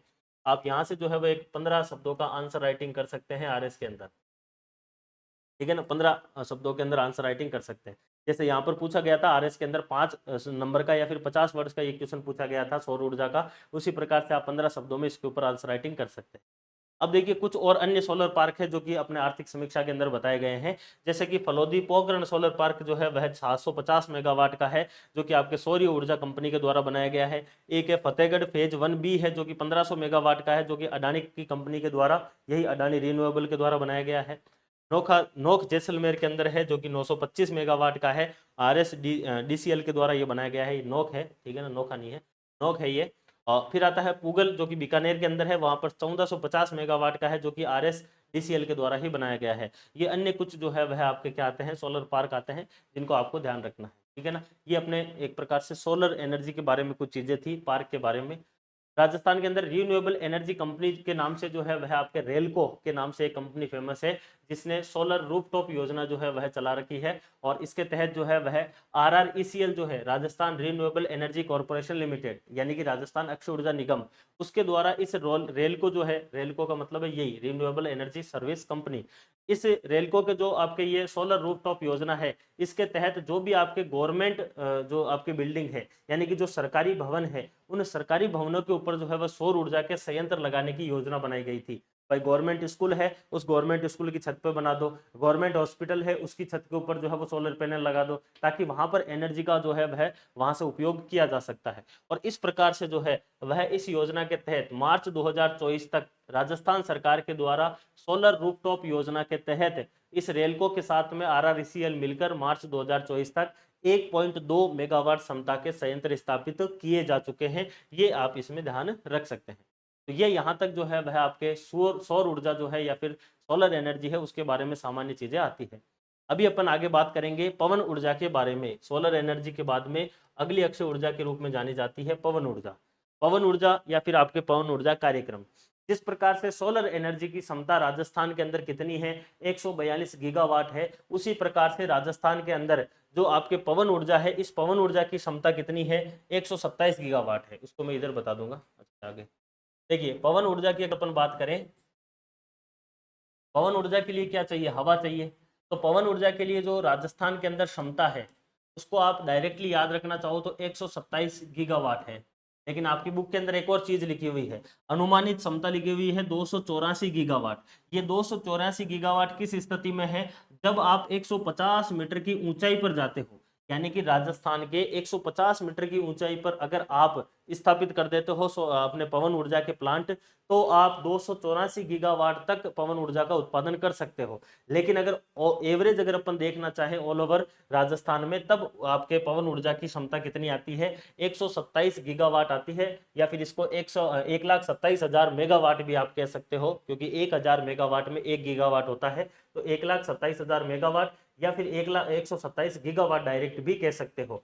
ये तो है आपके ऑल ओवर क्षमता, जबकि 150 मीटर की ऊंचाई पर है 284 गीगावाट। वो एग्जाम में नहीं पूछा हुआ है, ये एग्जाम में पूछा जा सकता है। अगला प्रश्न इसमें से आता है आपके संयंत्र का। अगला क्या आता है, संयंत्र का।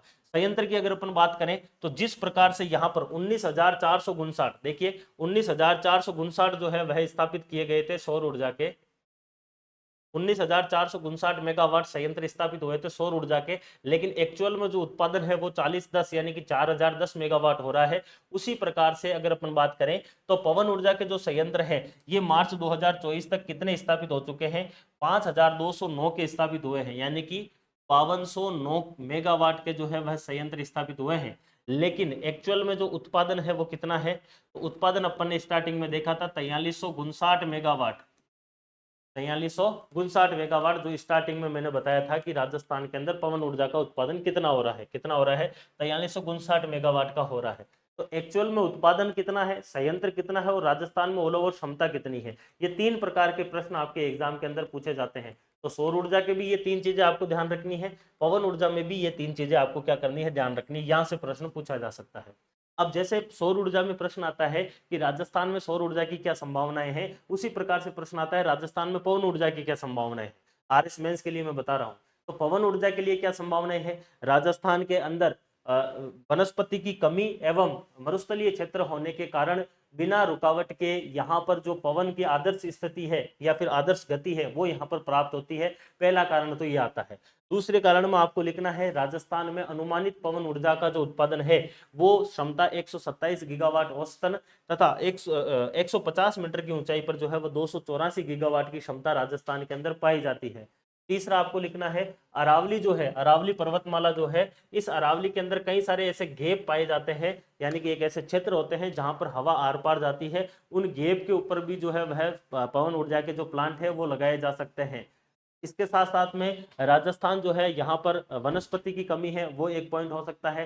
राजस्थान जो है इसके पश्चिम के अंदर पूरा का पूरा मरुस्थलीय क्षेत्र है, वहां से आने वाली जो आपके तेज हवाएं हैं उनकी वजह से भी यहाँ पर पवन ऊर्जा का जो एक प्रकार से संभावना है वो बढ़ जाती है। ये कुछ कारण है जो आप पवन ऊर्जा के बारे में राजस्थान में बता सकते हैं, संभावनाएं क्या क्या है। ठीक है, ये आपके हो जाती है पवन ऊर्जा। अगली एक और इंपॉर्टेंट आपके अक्षय ऊर्जा के रूप में जानी जाती है बायोमास ऊर्जा या फिर जैविक द्रव्य ऊर्जा।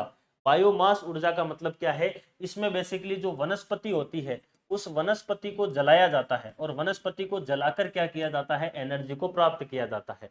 आरएस मेंस 2021 का प्रश्न था ये, इसका था आरएस 2021 के अंदर 2 नंबर के अंदर 2 मार्क्स के अंदर 15 शब्दों के अंदर प्रश्न पूछा गया था कि राजस्थान के अंदर बायोमास ऊर्जा के स्रोत बताइए, यानी कि वनस्पति, कौन सी वनस्पति को जलाकर राजस्थान के अंदर बायोमास ऊर्जा प्राप्त की जाती है। तब वहां पर आपको 4 लिख कर आने थे, 4 नाम, और आपको 2 में से 2 नंबर मिल जाते। 4 के अंदर सबसे पहला तो आपको इसमें लिखना था सरसों की तूड़ी, सरसों की तूड़ी, यानी कि जो सरसों होती है उस सरसों को जब अपन निकाल लेते हैं तो पीछे जो आपके कचरा बचता है उस कचरे को जलाया जाता है बायोमास के रूप में। दूसरा आता है आपके चावल की भूसी, सेम वही प्रोसेस है, चावल निकालने के बाद में जो पीछे कचरा बचता है उसको जलाकर आप बायोमास ऊर्जा प्राप्त कर सकते हो। फिर तीसरा आता है आपके बबूल, जो आप सबसे ज्यादा बबूल देखते हो जिसको जूली फ्लोरा भी बोला जाता है, जूली फ्लोरा, उसको भी जलाकर जो है वह क्या किया जाता है, आपके ऊर्जा प्राप्त की जाती है। ठीक है, एक आता है आपके गन्ने की खोई, गन्ने की खोई, जो गंगानगर हनुमानगढ़ वाला क्षेत्र है वहां पर गन्ने का उत्पादन होता भी है और दक्षिण राजस्थान में होता है। तो वहां पर जो गन्ने का रस निकलने के बाद में पीछे जो कचरा बचता है उसको भी जलाकर किस में प्रयोग में लिया जाता है, आपके बायोमास ऊर्जा में लिया जाता है। तो ये 4 नाम आपको लिखकर आने थे आरएस मेंस 2021 में, 2 में से 2 नंबर आपको मिलते थे। ठीक है ना, क्योंकि मुझे मिले थे इसलिए मैं बता रहा हूँ। इस बार प्रश्न जो है वह वापिस आरएस मेंस 2023 के अंदर भी इसमें से प्रश्न पूछा गया है, और कितने नंबर का था वो भी आपके जो है वह 5 नंबर का प्रश्न आया था इसमें। और उसमें ये प्रश्न इसमें स्रोत नहीं पूछा था। इस बार जो आरएस मेंस में प्रश्न आया था बायोमास का, वो ये लिखा हुआ था कि राजस्थान के अंदर बायोमास संयंत्र की यथास्थिति लिखी है, यानी कि वर्तमान में बायोमास की क्या स्थिति है राजस्थान में। तब आपको क्या लिखना था कि बायोमास के हमारे संयंत्र कितने हैं, कौन कौन से प्रमुख संयंत्र है, उत्पादन क्षमता कितनी है और हमारे एक्चुअल में उत्पादन कितना हो रहा है। ये चीजें इस बार वाले आरएस मेंस में बता के आनी थी, यानी कि दोनों बार आरएस मेंस में बायोमास से प्रश्न आ चुका है, इसलिए इस बार आरएस प्री में भी ये इंपॉर्टेंट होता है। देखिए सबसे पहले बायोमास जो है एक तो स्वच्छ ऊर्जा का एक महत्वपूर्ण स्रोत है। स्वच्छ तो क्या है, इसमें जलाना पड़ता है तो धुआं तो वैसे ही होता है, लेकिन हाँ ये है कि ये जो चीजें हैं इनका एक प्रकार से समाप्ति हो सकती है, इनका यूज किया जा सकता है। स्रोत क्या क्या है इसमें, यहाँ पर दो ही स्रोत बताए जाते हैं इकोनॉमिक सर्वे में, मैंने दो एक्स्ट्रा बताए हैं, सरसों की तूड़ी और आपकी विलायती बबूल जिसको जूली फिरोला बोलते हैं, गन्ने की खोई और चावल की भूसी, ये चार आप इसमें लिख सकते हैं, ठीक है ना। अब देखिए इंपॉर्टेंट चीज, मार्च 2024 तक कितनी क्षमता यहाँ पर स्थापित की जा चुकी है, 128 गीगावाट।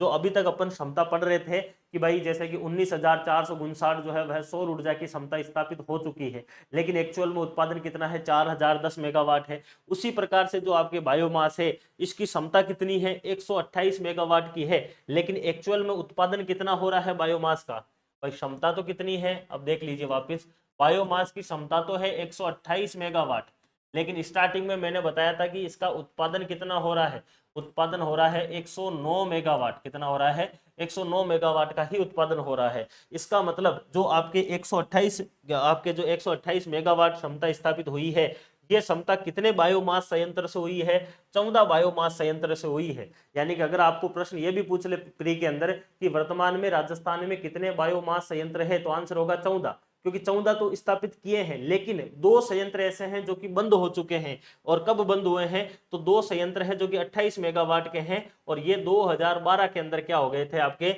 बंद हो गए थे 2012 के अंदर। लेकिन वर्तमान के अंदर जो है वह 105 मेगावाट के कितने संयंत्र, आपके 8 बायोमास संयंत्र जो है वह क्या कर रहे हैं, आपके एक प्रकार से इनकी जो निर्माणाधीन जो है वह चल रहे हैं, यानी कि उनकी स्थापना का कार्य प्रगति के ऊपर चल रहा है। तो इस प्रकार से आप इसमें क्या कर सकते हैं, ध्यान रख सकते हैं। तो आपको जो प्रश्न है वो इन दो से ही पूछा जाएगा, उत्पादन कितना है जो 109 मेगावाट है, क्षमता कितनी है 128 मेगावाट की है, संयंत्र कितने हैं, 14 संयंत्र आते हैं, ठीक है। राजस्थान के अंदर जो है वह 29 सितंबर 2023 के दिन बायोमास नीति जारी की गई थी। अगला एक और इंपॉर्टेंट प्रश्न आता है, 29 सितंबर 2023 के दिन जो है वो बायोमास नीति भी आती है, और 29 सितंबर 2023 को जो है वह आपके राजस्थान ग्रीन हाइड्रोजन पॉलिसी भी आती है। तो दो पॉलिसी एक ही डेट को आई हुई है, यह भी आप ध्यान रख सकते हो, ठीक है। इसके साथ साथ मई 2023 के अंदर राजस्थान ऊर्जा संरक्षण भवन संहिता नियम भी लाया गया था, इतना इंपॉर्टेंट नहीं है। राजस्थान, अब देखिए दो जो नीतियां थी वो यहाँ पर विस्तार से बताई गई है। राजस्थान अक्षय ऊर्जा नीति आती है सबसे पहले, इंपॉर्टेंट है, और यहां से आपको एक आंसर राइटिंग करनी है। आरएस के अंदर 50 शब्दों के अंदर आप आंसर राइटिंग कर सकते हैं। यहाँ से इंपॉर्टेंट प्रश्न बनता है राजस्थान अक्षय ऊर्जा नीति। पहला प्रश्न जो आरएस प्री के हिसाब से है वो मैं सारे बॉक्स में बता ही दूंगा। 6 अक्टूबर 2023 के दिन जो है वह राजस्थान के अंदर क्या जारी की जाती है, अक्षय ऊर्जा नीति जारी की जाती है। इस अक्षय ऊर्जा नीति के अंदर प्रावधान क्या रखे जाते हैं, नीति का प्रावधान ये रखा जाता है कि राजस्थान के अंदर 2030 तक 90,000 मेगावाट, 2030 तक 90,000 मेगावाट, क्योंकि 1,000 मेगावाट में 1,000 मेगावाट में 1 गीगावाट होता है, तो 90,000 मेगावाट बोल दो या फिर 90 गीगावाट बोल दो। तो राजस्थान के अंदर 2030 तक अक्षय ऊर्जा से मतलब पवन ऊर्जा है या फिर सौर ऊर्जा है या फिर आपके बायोमास वगैरह जो है, इनसे जो है वह 90,000 मेगावाट या फिर 90 गीगावाट जो है वह अक्षय ऊर्जा क्षमता हमें स्थापित करनी है। मोस्ट इंपॉर्टेंट है ये पॉइंट जरूर ध्यान रखना है, क्योंकि अगर आप प्रावधान, अगर आप ये नीति लिख रहे हो तो पहला पॉइंट तो आपका यही होना चाहिए कि अक्षय ऊर्जा नीति जारी कब होती है, 6 अक्टूबर 2023 को। दूसरा, इसमें प्रावधान क्या है, 2030 तक 90,000 मेगावाट या फिर 90 गीगावाट के संयंत्र जो है वह हम अक्षय ऊर्जा के संयंत्र या फिर अक्षय ऊर्जा क्षमता स्थापित कर लेंगे। अब 90,000 को बांटा कैसे गया है, अगर ये बता देते हो तो और बढ़िया नंबर मिल जाएंगे आपको। 90,000 में से 65,000 तो अकेला किसको रखा गया है, सौर ऊर्जा को रखा गया है। फिर 15,000 जो है वह किसको रखा गया है, पवन ऊर्जा और सौर ऊर्जा के हाइब्रिड जो है वह आपके प्लांट रखे गए हैं।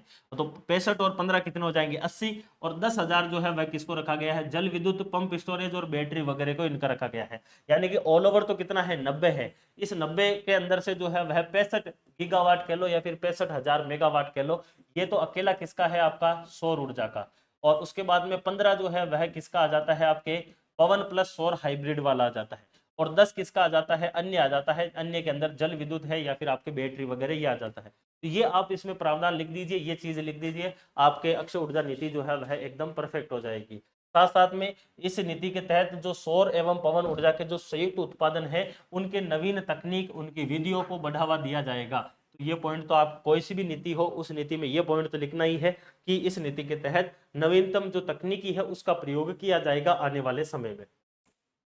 इसी प्रकार से एक और आपके जो है वह नीति आती है, राजस्थान हरित हाइड्रोजन या फिर राजस्थान ग्रीन हाइड्रोजन पॉलिसी 2023, जो कि असिस्टेंट प्रोफेसर के एग्जाम में पूछे गया था। तो जारी किया गया था 29 सितंबर 2023 के दिन, यानी कि 29 सितंबर 2023 को ये जारी होती है। इसका उद्देश्य क्या है, इसका उद्देश्य है स्वच्छ ऊर्जा का उत्पादन, भविष्य की ऊर्जा मांग और जलवायु परिवर्तन के ऊपर जोर देते हुए जो है वह ग्रीन हाइड्रोजन। देखिए ग्रीन हाइड्रोजन होती क्या है, हाइड्रोजन का फॉर्मूला, अपने जल का फॉर्मूला क्या होता है, H2O होता है। इस H2O में से H2 गैस को जो है वह अलग करने के लिए, H2 गैस जो है इसको अलग करके और बाहर निकालने के लिए जो है वह एक प्रोसेस होता है जिसके अंदर इलेक्ट्रोलाइजर का प्रयोग किया जाता है। अब वो इलेक्ट्रोलाइजर जो है वह भारत के अंदर बनते ही नहीं है, चीन के अंदर बनते हैं ज्यादातर। तो उन इलेक्ट्रोलाइजर का किस प्रकार से उनका उत्पादन बढ़ाया जाए और उस इलेक्ट्रोलाइजर से इस H2O में से इस H2 को अलग करके क्या किया जाए, आपके ऊर्जा के रूप में प्रयोग किया जाए। क्योंकि हाइड्रोजन जो है वह सबसे स्वच्छ ऊर्जा होती है, इसका एक भी जो आपका यूनिट है वो बचती नहीं है, पूरा का पूरा ये जलता है। इसलिए हाइड्रोजन को हाइड्रोजन ना बोलकर ग्रीन हाइड्रोजन बोला जाता है, क्योंकि इसकी वजह से किसी भी प्रकार का अपशिष्ट नहीं बचता है, किसी भी प्रकार का प्रदूषण नहीं होता है। तो H2O में से H2 को अलग निकाला जाएगा, वही आपकी क्या है, हरित हाइड्रोजन या फिर ग्रीन हाइड्रोजन है। इसके अंदर प्रावधान क्या रखा गया है, जैसे अक्षय ऊर्जा नीति में रखा गया उसी प्रकार से इसमें भी प्रावधान है कि आने वाले 10 वर्षों के अंदर, अब इसमें प्रावधान क्या है, आने वाले जो 10 वर्ष हैं उसमें सरकार ने ये लक्ष्य रखा है ग्रीन हाइड्रोजन पॉलिसी के तहत कि हम राज्य के ट्रांसमिशन जो आपके सिस्टम है उनके अंदर ऐसा जो है वह सिस्टम स्थापित करेंगे कि हम हर वर्ष 500 किलो टन जो है वह क्या कर लेंगे, हम ग्रीन हाइड्रोजन का उत्पादन कर लेंगे। और ऐसे संयंत्रों को 50% ट्रांसमिशन तथा विवरण शुल्क से छूट भी मिलेगी। यानी कि ग्रीन हाइड्रोजन पॉलिसी में सरकार के जो लक्ष्य है वो सबसे बड़ा लक्ष्य ये है, जैसे कि आपके अक्षय ऊर्जा नीति के अंदर लक्ष्य है कि हम 2030 तक 90,000 मेगावाट उत्पादन कर लेंगे, जिसमें से 65 होगी सौर, 15 होगी पवन और हाइब्रिड, और 10 हो जाएगी आपके अन्य वाली जल विद्युत वगैरह। उसी प्रकार से ग्रीन हाइड्रोजन पॉलिसी के अंदर लक्ष्य रखा है कि आने वाले 10 वर्षों के अंदर, क्योंकि 2023 से 2033 तक, तो आने वाले 10 वर्षों के अंदर हम क्या करेंगे, 500 किलोग्राम टन प्रति वर्ष ग्रीन हाइड्रोजन उत्पादन करने वाले जो हम जो सिस्टम है वो स्थापित कर लेंगे। ये इसके अंदर सामान्य रूप से जो है वह चीजें आती है। यहाँ तक जो है वह आपके एनर्जी वाला जो पोर्शन है वो समाप्त हो जाता है, यानी कि ऊर्जा जो है वह यहाँ पर आकर क्या होती है, आपके समाप्त हो जाती है। अब यहाँ से जो है वह अपन दूसरा वाला पोर्शन इसका शुरू करने वाले हैं, और दूसरा पोर्शन क्या है आपके, वो आता है आपके किसका, सड़कों का। तो यहाँ से अब हम क्या करने वाले हैं, सड़क शुरू करेंगे। क्या करने वाले हैं, सड़क, ये भी इंपॉर्टेंट यहाँ से शुरू हो जाता है। तो सड़कों की अगर अपन बात करें तो सड़कें जो है वह 1949 के अंदर सड़कों की लंबाई कितनी थी, 13,553 किलोमीटर की हुआ करती थी। कब, 1949 के अंदर, क्योंकि 1947 में देश आज़ाद हुआ, उसके बाद की जो है वह सड़कों की लंबाई बताई गई है कि भारत जब आज़ाद हुआ था तब राजस्थान के अंदर जो है वह 13,553 ही सड़क थी किलोमीटर के हिसाब से। लेकिन वर्तमान में राजस्थान में सड़कें जो है वो बड़ी है, और वो बढ़कर कितनी हो गई है, 301,810 हो गई है। कितनी हो गई है, 301,810 हो गई है। और ये प्रश्न जिस प्रकार से आपको 24,783 मेगावाट ऑल ओवर अधिस्थापित ऊर्जा क्षमता याद रखनी है, उसी प्रकार से ये भी याद रखना है 301,810 राजस्थान के अंदर सड़कों की टोटल लंबाई है। कब तक, मार्च 2023 तक, क्योंकि यहाँ पर 23 का आंकड़ा दिया हुआ है। ठीक है, तो ये आप इसमें क्या करना है, सामान्य रूप से ध्यान रखना है। तो मार्च 2023 तक 301,810 यानी कि 3,01,810.86 किलोमीटर सड़कों की लंबाई है। अगला एक और प्रश्न सबसे इंपॉर्टेंट आता है, वो आता है सड़कों का घनत्व। भाई एक प्रश्न तो ये कह रहा है कि ये पूरा का पूरा आपका राजस्थान है, और इस राजस्थान के अंदर ऑल ओवर सड़कों की लंबाई कितनी है, तो 301,810 है। ठीक है ना, किलोमीटर के अंदर 0.86 और लगा सकते हो। ये तो है ऑल ओवर लंबाई। इसी राजस्थान का अपन एक ऐसा हिस्सा लेते हैं जिसमें 100 किलोमीटर ऐसे और 100 किलोमीटर ऐसे, यानी कि 100 वर्ग किलोमीटर, 100 वर्ग किलोमीटर की अगर अपन बात करें तो उस एरिया के अंदर सड़कों की लंबाई कितनी है, तब निकलकर कितनी आती है आपके 88 किलोमीटर निकल कर आती है। यानी कि 100 वर्ग किलोमीटर के अंदर राजस्थान के अंदर सड़कों की लंबाई जो है वह कितनी है, वह है 88.18 वर्ग किलोमीटर प्रति 100 वर्ग किलोमीटर। ठीक है, ये आपको अगला इसमें पॉइंट ध्यान रखना है। तो दो प्रश्न आपके लिए मोस्ट इंपोर्टेंट बनते हैं सड़कों से, एक आता है सड़कों की लंबाई, दूसरा प्रश्न आता है सड़कों का घनत्व। यहाँ पर पॉइंट 86 है, 86 में 2 जोड़ के 88 बना देना, यानी कि 301 810.86 किलोमीटर सड़कों की लंबाई है। पॉइंट 86 प्लस 2 यानी कि 88, 88.10 88.18 किलोमीटर प्रति 100 वर्ग किलोमीटर सड़कों का घनत्व है। ये दो सबसे इंपॉर्टेंट प्रश्न है। जब अपन राष्ट्रीय सड़कों के घनत्व की बात करते हैं, यानी कि भारत के स्तर के ऊपर जो है वह सड़कों का लंबाई जो है वह कितनी है, तो 165.24 जो है वह किलोमीटर प्रति 100 वर्ग किलोमीटर भारत के अंदर सड़कों का घनत्व है, जबकि राजस्थान में 88 किलोमीटर ही आता है। यानी कि राष्ट्रीय जो घनत्व है वह राज्य के घनत्व से क्या है, आपके ज्यादा है। सरकार के द्वारा आने वाले वर्ष के अंदर क्या क्या लक्ष्य रखे गए हैं जिसके अंदर सड़क के नेटवर्क जो है उसको सुगम बनाया जाएगा, उसके लिए कुछ योजनाएं या फिर कुछ टारगेट है सरकार के, जो आप इसमें लिख सकते हैं। ये आपको आरएएस मेंस के अंदर भी जो है वह सहायता करेगा। यहाँ से ये पॉइंट आप लिख सकते हैं कि सरकार के द्वारा सड़क निर्माण के लिए क्या लक्ष्य रखे गए हैं या फिर क्या कार्य किए जाएंगे। तो सरकार ने पहले पॉइंट के अंदर ये कहा है आर्थिक समीक्षा में कि राजस्थान को भारत की जो है वह एक्सप्रेस वे राजधानी बनाने के उद्देश्य से हम क्या करेंगे, हमने क्या किया है, बेसिकली टास्क फोर्स का गठन किया है, जो कि हमने 5 फरवरी 2024 को इसका गठन किया है। ठीक है, तो सरकार ने जो चीजें बताई है वो मैं इसमें आपको क्या कर देता हूँ, बता देता हूँ। तो पहला क्या आ जाता है, एक टास्क फोर्स का गठन किया गया है, किसके लिए, सड़कों के निर्माण कार्य के लिए 5 फरवरी 2024 को। दूसरा क्या कार्य किया गया है, दूसरा जो कार्य है वो किया गया है आपके, दूसरा कार्य किया गया है कि जयपुर और जोधपुर के बीच में जो है वह राजस्थान के अंदर 4 लेन यानी कि 4 लेन जो है वह नेशनल हाईवे उपलब्ध है। तीसरा पॉइंट आता है national highway authority of India NHAI जो है उसके द्वारा जोधपुर के अंदर जो है वो रिंग रोड का कार्य जो है वो प्रगति के ऊपर है, जिसको दिसंबर 2024 तक कंप्लीट कर दिया जाएगा। साथ साथ में अगला और पॉइंट बताया है कि राज्य के अंदर 47 नेशनल हाईवे और 23 स्टेट हाईवे के निर्माण कार्य की रणनीति भी तेजी से जो है वह आगे बढ़ रही है। साथ साथ में अगले 5 वर्षों के अंदर राजस्थान के अंदर सड़क के विकास के लिए और उसके रखरखाव के लिए सरकार के द्वारा लगभग जो है वह 10,000 करोड़ रुपए जो है वह खर्च किए जाएंगे। तो ये 5 पॉइंट है जो कि आने वाले वर्ष के अंदर राजस्थान में सड़क नेटवर्क के लिए किए जाने वाले कार्यों के अंतर्गत बताए गए हैं।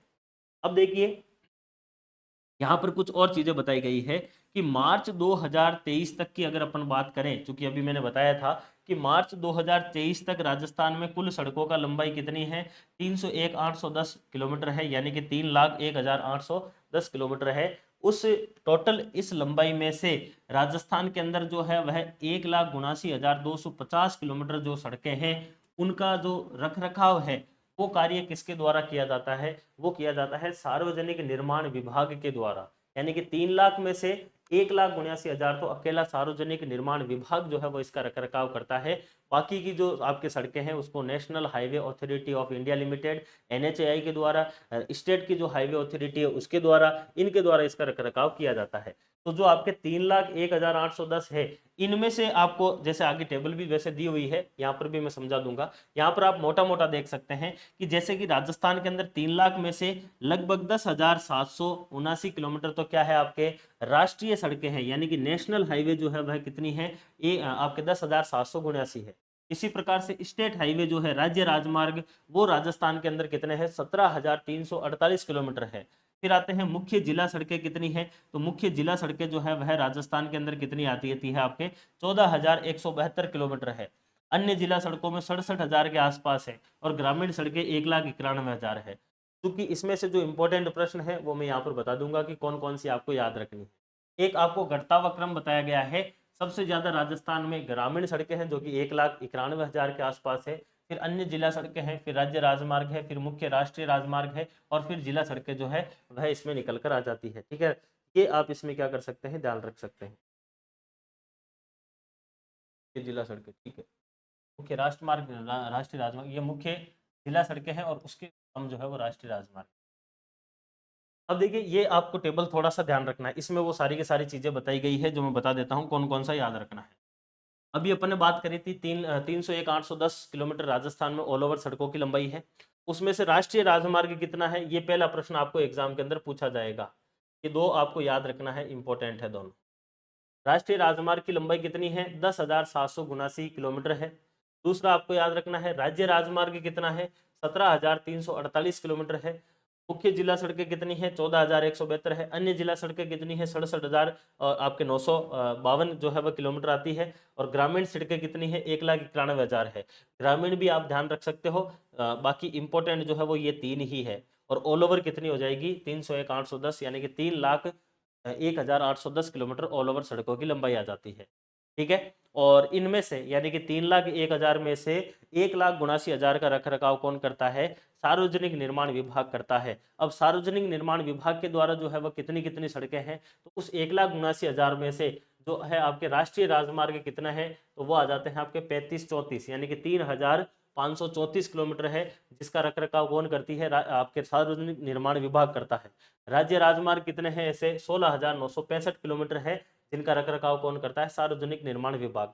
मुख्य जिला सड़कों के अंदर 13,000 है, 13,000 के आसपास ही जो है वो अन्य जिला सड़कें हैं। ग्रामीण सड़कें हैं आपके 1,31,000। इस प्रकार ऑल ओवर मिलाकर जो है वह 1,72,250 किलोमीटर ऐसी लंबाई है 3 लाख में से, जिनका रख रखाव कौन करता है, आपके सार्वजनिक निर्माण विभाग के द्वारा जो है वह क्या किया जाता है, आपके सड़कों का रख रखाव किया जाता है। तो ये आपके लिए इंपॉर्टेंट प्रश्न है जो आपको थोड़ा सा ध्यान रख लेना है, क्योंकि यह हटके है, इस बार आपको यह एग्जाम के अंदर पूछा जा सकता है। और इस सार्वजनिक निर्माण विभाग के द्वारा जो ऑल ओवर 1,72,000 का रख रखाव किया जाता है, इसमें से 90% सड़कें जो है वो कैसी है, ग्रामीण क्षेत्र की है। और 1% की सड़कें ऐसी है जो शहरी क्षेत्र की। यानी कि सार्वजनिक निर्माण विभाग मुख्य रूप से कार्य कहाँ करता है, ग्रामीण क्षेत्र के अंदर यह ज्यादातर कार्य करता है, वो इसमें आप ध्यान रख सकते हैं। ठीक है। तो ये देखिए यहाँ से जो इंपॉर्टेंट प्रश्न अभी तक जो सड़कें के आए हैं वो बता देता हूँ। ऑल ओवर सड़कों की लंबाई मार्च 2023 तक कितनी है, 301,810 किलोमीटर है, 0.86 है। 0.86 के अंदर दो जोड़ेंगे 88 बनेगा, यानी 88.18 किलोमीटर प्रति 100 वर्ग किलोमीटर राजस्थान में सड़कों का घनत्व आता है। फिर अगला प्रश्न, एक टास्क फोर्स का गठन, ये आपके थोड़ा सा ध्यान रख लेना है। ऑल ओवर लंबाई 301,810 किलोमीटर है, उसमें से 10,779 किलोमीटर नेशनल हाईवे आपको याद रखनी है और 17,348 किलोमीटर आपको स्टेट हाईवे याद रखनी है, जो कि ऑल ओवर 301,810 बन जाती है। फिर आपको अगला प्रश्न पूछा जाएगा कि राजस्थान में सार्वजनिक निर्माण विभाग के द्वारा कितनी किलोमीटर की सड़कों का रखरखाव किया जाता है, 1,79,250 किलोमीटर का किया जाता है। अब देखिए एक आंकड़ा दिया हुआ है, राजस्थान के अंदर 2011 की जनगणना के अनुसार, राजस्थान में 2011 की जनगणना के अनुसार राजस्थान में टोटल गांव कितने हैं, तो टोटल गांव है राजस्थान के अंदर 43,264 गांव है। और मार्च 2024 तक इनमें से जो है, मार्च 2024 तक जो है वह इनमें से 38,818 जो 819 जो गांव हैं उनको सड़कों से जोड़ दिया गया है। यानी कि राजस्थान के अंदर जो है वह लगभग 89.57 जो % गांव है वह सड़कों से जुड़ चुके हैं वर्तमान में। तो आपको दो प्रश्न यहाँ से पूछ सकते हैं। पहला प्रश्न, 2011 की जनगणना के अनुसार राजस्थान में टोटल गांवों की संख्या कितनी है, 43,264 है। दूसरा आपको पूछा जा सकता है राजस्थान के कितने गांव जो है वो सड़कों से जुड़ चुके हैं, 89.57% जुड़ गए हैं। संख्या के हिसाब से जो है वह इस 43,264 में से 38,819 गांव जो है वह सड़कों से जुड़ गए हैं। ये दो चीजें जो है वह आप इसमें ध्यान रख सकते हैं। ठीक है, ये यहाँ पर आपके जो है वह सामान्य रूप से चीजें आती है। यहाँ पर एक चीज थोड़ी सी आपको ध्यान रखनी है, यहाँ पर जो गांवों की संख्या है 43,000 आपके 264, ये बेसिकली 2011 की जनगणना के अनुसार है। जो अपन ने पीछे देखा था राजस्थान के अंदर ऊर्जा के लिए जो है वो कितने गांव जुड़ गए हैं ऊर्जा से, तो वो थे आपके 43,965, वो वर्तमान की कंडीशन के हिसाब से, ठीक है ना। और ये वाले जो गांव है ये 2011 की जनगणना के हिसाब से, वो वहां पर सरकार ने लेटेस्ट बताए हैं मार्च 2023 तक जो बताए हैं आपके एनर्जी वाले, सॉरी 24 तक, ठीक है ना। तो ये और वो दोनों अलग अलग है, उसको इससे मिक्स मत कर देना आप। आपको यहाँ पर 2011 के हिसाब से ही प्रश्न बनेगा, तब आपको 43,264 बताना है। ठीक है, आपको ये परसेंटेज ध्यान रखना है, इसमें से ये पूछा जा सकता है। अब देखिए वित्त वर्ष 2023-24 की अगर अपन बात करें, जिसमें मार्च 2023-24 तक की बात आएगी कि राजस्थान के अंदर जो है वह डामर की सड़कों का निर्माण कितना किया गया है, तो 6,509 किलोमीटर डामर सड़कों का निर्माण हुआ है इस वित्त वर्ष के अंदर। प्रश्न नहीं पूछा जाएगा। अब एक इंपॉर्टेंट प्रश्न यहां से आपके आ सकता है कि 2011 की जनगणना के अनुसार अगर अपन चले तो राजस्थान के अंदर ऐसे कितने जो है वह गांव है जिनको जोड़ा गया है किनसे, सड़कों से। तो देखिए 2011 की जनगणना के अनुसार ऐसे गांव जहां पर जनसंख्या 500 या फिर उससे अधिक है, ऐसे गांवों की संख्या है 153, और उन गांवों को जो है वह राज्य सड़क निधि के तहत जोड़ा गया है और 707 किलोमीटर की जो है वह सड़कों का निर्माण करवाया गया है इस वित्त वर्ष के अंदर। इसी प्रकार से जनजातीय और जो रेगिस्तान क्षेत्र के गांव हैं जहां पर नाबार्ड और आपके ग्रामीण सड़क योजना के तहत सड़कों का निर्माण करवाया गया है, उसमें जो है वह लगभग 1356 किलोमीटर सड़कों का निर्माण हुआ है इस वित्त वर्ष के अंदर, जिसमें लगभग 329 गांव थे और 250 से अधिक आबादी वाले जो है वह लगभग 39 गांव थे। तो यहां से प्रश्न कैसा बन सकता है, थोड़ा सा आपको ध्यान रखना है कि आपको प्रश्न पूछा जा सकता है कि वित्त वर्ष 2023-24 में राजस्थान के कितने गांवों को या फिर 500 से अधिक आबादी वाले कितने गांवों को सड़कों से जोड़ा गया है, तब 153 आएगा। और जनजाति और रेगिस्तानी क्षेत्र में कितने गांवों को जोड़ा गया है, तब आंसर आपके कितना आ जाएगा, 329 आ जाएगा, है ना। तो ये गांव हो जाएंगे। किलोमीटर में अगर पूछा जाए तो 707 है, यहाँ पर आपके 1356 है। तो थोड़ा सा ध्यान रख सकते हैं अगर डीप में प्रश्न आ गया तो, बाकी संभावना कम है।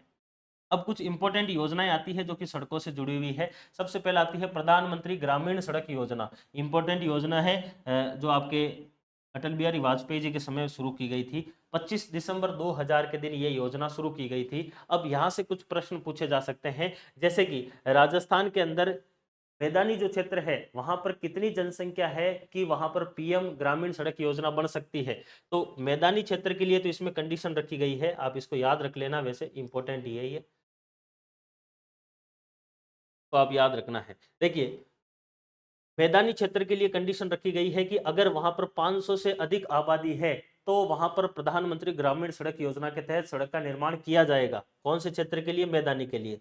अगर क्षेत्र कैसा है, पहाड़ी क्षेत्र है या फिर रेगिस्तानी क्षेत्र है, और वहां पर अगर किसी गांव की जनसंख्या 250 से ज्यादा है, 250 लोगों से ज्यादा है, तो भी उसके अंदर जो है वह प्रधानमंत्री ग्रामीण सड़क के तहत जो है वह सड़क का निर्माण होगा। क्योंकि यह दुर्गम क्षेत्र है इसलिए यहाँ पर संख्या कम रखी गई है, मैदानी क्षेत्र के लिए 500। यहाँ से प्रश्न दो प्रकार के आ सकते हैं। पहला प्रश्न तो प्रधानमंत्री ग्रामीण सड़क योजना कब शुरू हुई है, 25 दिसंबर 2000 के दिन शुरू हुई है। दूसरा प्रश्न आता है प्रधानमंत्री ग्रामीण सड़क योजना का निर्माण मैदानी क्षेत्र के लिए जो है वह कितनी आबादी के ऊपर रखा गया है, तो 500 से, और जो आपके रेगिस्तानी या फिर पहाड़ी क्षेत्र है उसके लिए कितना रखा गया है, तो 250 इसमें रखा गया है जिनको सड़कों से जोड़ा जाएगा। ठीक है। वर्तमान में पीएम ग्रामीण सड़क योजना का तीसरा फेज जो है वह आपके शुरू किया गया है, जिसके तहत लगभग 8,662 किलोमीटर की जो है वह मुख्य सड़कों का निर्माण किया जाएगा। और इस योजना के तहत केंद्र और राज्य का जो हिस्सा है वो कितना है, 60 और 40 है। यानी कि पीएम ग्रामीण सड़क योजना के तहत जितनी भी सड़कें बनेगी उसमें 60% या फिर 60 रुपए तो देगा केंद्र, और 40 रुपए कौन देगा, राज्य देने वाला है। इंपॉर्टेंट योजना है, इसमें से ये कुछ प्रश्न आपके प्री के हिसाब से बन सकते हैं। अगली योजना आती है आपके प्रधानमंत्री जनमन योजना। देखिए जनमन योजना में आपको एक चीज ध्यान रखनी है, 12 जिला। पीएम जनमन के अंदर चूंकि योजना है केंद्र सरकार की, लेकिन इसमें राज्य का एक ही जिला शामिल किया गया है पीएम जनमन में, वो आता है आपके 12 जिला। और 12 जिले के अंदर भी कुछ आपके जो है वह चिन्हित किए हुए बस्तियां हैं या फिर कुछ क्षेत्र है जो कि लगभग कितने हैं, 38 है। वहां पर लगभग 98 किलोमीटर की लंबाई की जो है वह सड़कें बनाई जाएगी, और सड़कें भी बनाने वाला ग्रामीण विकास मंत्रालय जो भारत सरकार का है वो इसके अंतर्गत आता है। तो 12 जिला जो है वो पीएम जनमन के अंदर शामिल आता है। अब देखिए अगला कुछ और आपको ध्यान रखना है, कुछ और योजनाएं आती है। ये योजनाएं वैसे अपन पीछे डिटेल में पढ़ेंगे, लेकिन फिर भी ध्यान रखना है। राजस्थान राज्य राजमार्ग विकास परियोजना आती है। राजस्थान राज्य राजमार्ग विकास, ये विकास नहीं है, यहाँ पर आएगा निवेश। ये आप थोड़ा सा एक करेक्शन कर लेना है अपनी किताब के अंदर भी। राजस्थान राज्य राजमार्ग निवेश कार्यक्रम, यहाँ पर क्या लिखना है आपको, राजस्थान राज्य राजमार्ग निवेश कार्यक्रम। ये निवेश आएगा, विकास नहीं आएगा, ध्यान देना है। आप एक करेक्शन कर लीजिए। बुक के अंदर आपको मिलेगा पेज नंबर 139 के ऊपर जो है वह लिखा हुआ है राजस्थान राज्य राजमार्ग विकास परियोजना। विकास की जगह करना है निवेश परियोजना। अब दो चीजें ध्यान रखनी है, सड़कों के लिए जो योजनाएं चल रही है उसमें दो शब्द आपको मिलेगा, एक तो मिलेगा निवेश और एक शब्द मिलेगा आपको विकास। विकास के नाम से भी एक योजना है और निवेश के नाम से भी। विकास के अंदर जो सहायता करता है वो करता है एडीबी, एशियन डेवलपमेंट बैंक, एशियाई विकास बैंक करता है, जबकि विकास के अंदर जो आपके विकास लिखा हुआ आएगा उसमें वर्ल्ड बैंक, विश्व बैंक के द्वारा आर्थिक सहयोग किया जाता है। तो आप तो इससे पकड़ लेना, अगर निवेश लिखा हुआ है तो आंसर होगा एडीबी, और अगर विकास लिखा हुआ है तब आंसर होगा वर्ल्ड बैंक यानी कि आपके विश्व बैंक।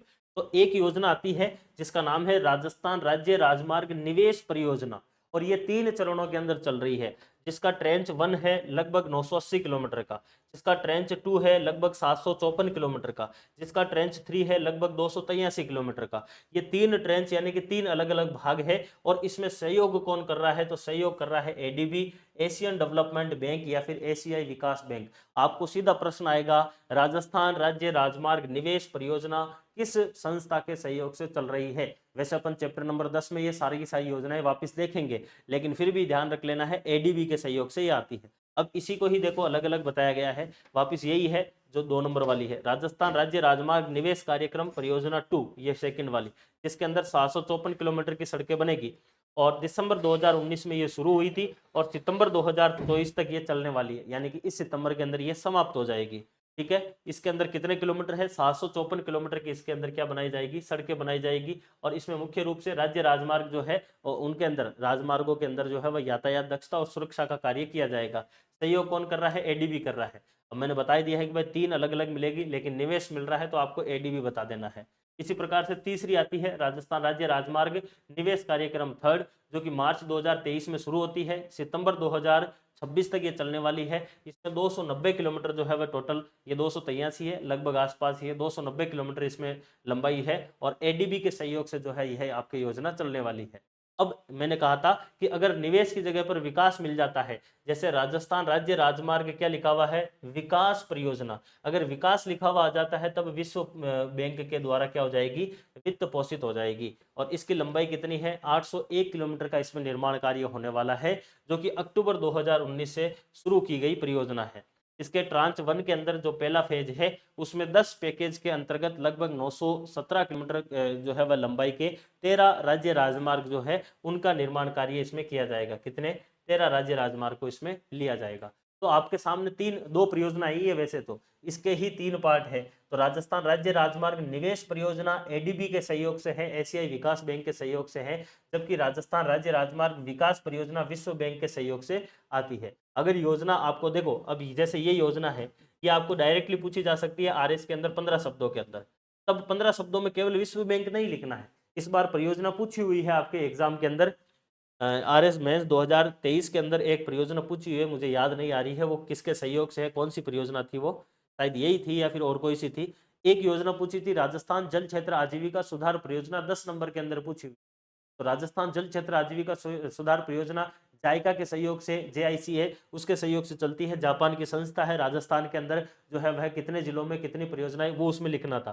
सेम वैसे की वैसे आपको पूछा जा सकता है आरएस के अंदर 15 शब्दों में राजस्थान राज्य राजमार्ग विकास परियोजना, तो फिर आपको उसमें सारी चीजें लिखनी है। विश्व बैंक द्वारा वित्त पोषित है, इसमें लंबाई लगभग 800 किलोमीटर की है, अक्टूबर 2019 में शुरू हुई है, पहले फेज के अंदर 13 राज्य राजमार्ग का निर्माण किया जाएगा। ये सारी चीजें बताओगे तब 2 में से 2 नंबर मिलने वाले हैं।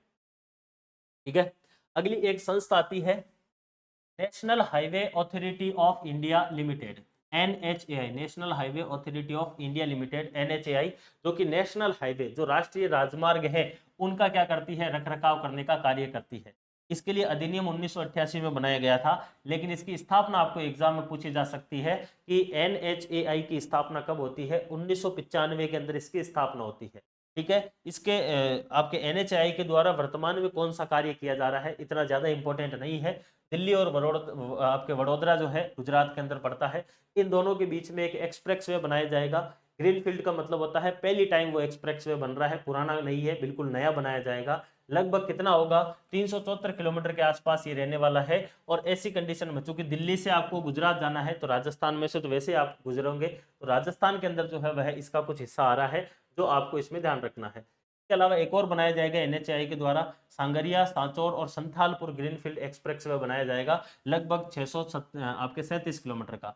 ये इतने इंपॉर्टेंट नहीं है, आपको इसमें एनएचएआई की स्थापना जो है वो जरूर ध्यान रखनी है। उसी प्रकार से जैसे आपके केंद्र के अंदर ये संस्था आती है उसी प्रकार से राजस्थान के अंदर एक संस्था आती है जिसका नाम आता है RSRTC, Rajasthan state road transport corporation, Rajasthan राज्य पथ परिवहन निगम। तो राजस्थान के अंदर रोडवेज चलती है, उस रोडवेज को चलाने वाला जो संस्था है वो कौन सी है? RSRTC है, राजस्थान राज्य पथ परिवहन निगम, जिसके द्वारा राजस्थान में सरकारी बसों को चलाया जाता है। पहला प्रश्न इसमें पूछा जाता है कि इसकी स्थापना कब होती है? तो 1 अक्टूबर 1964 के दिन RSRTC की स्थापना होती है। राजस्थान के अंदर जो है वह सड़कों के लिए बेसिकली सड़क परिवहन जो नियम है वो 1950 के अंदर अधिनियम बनाया गया था।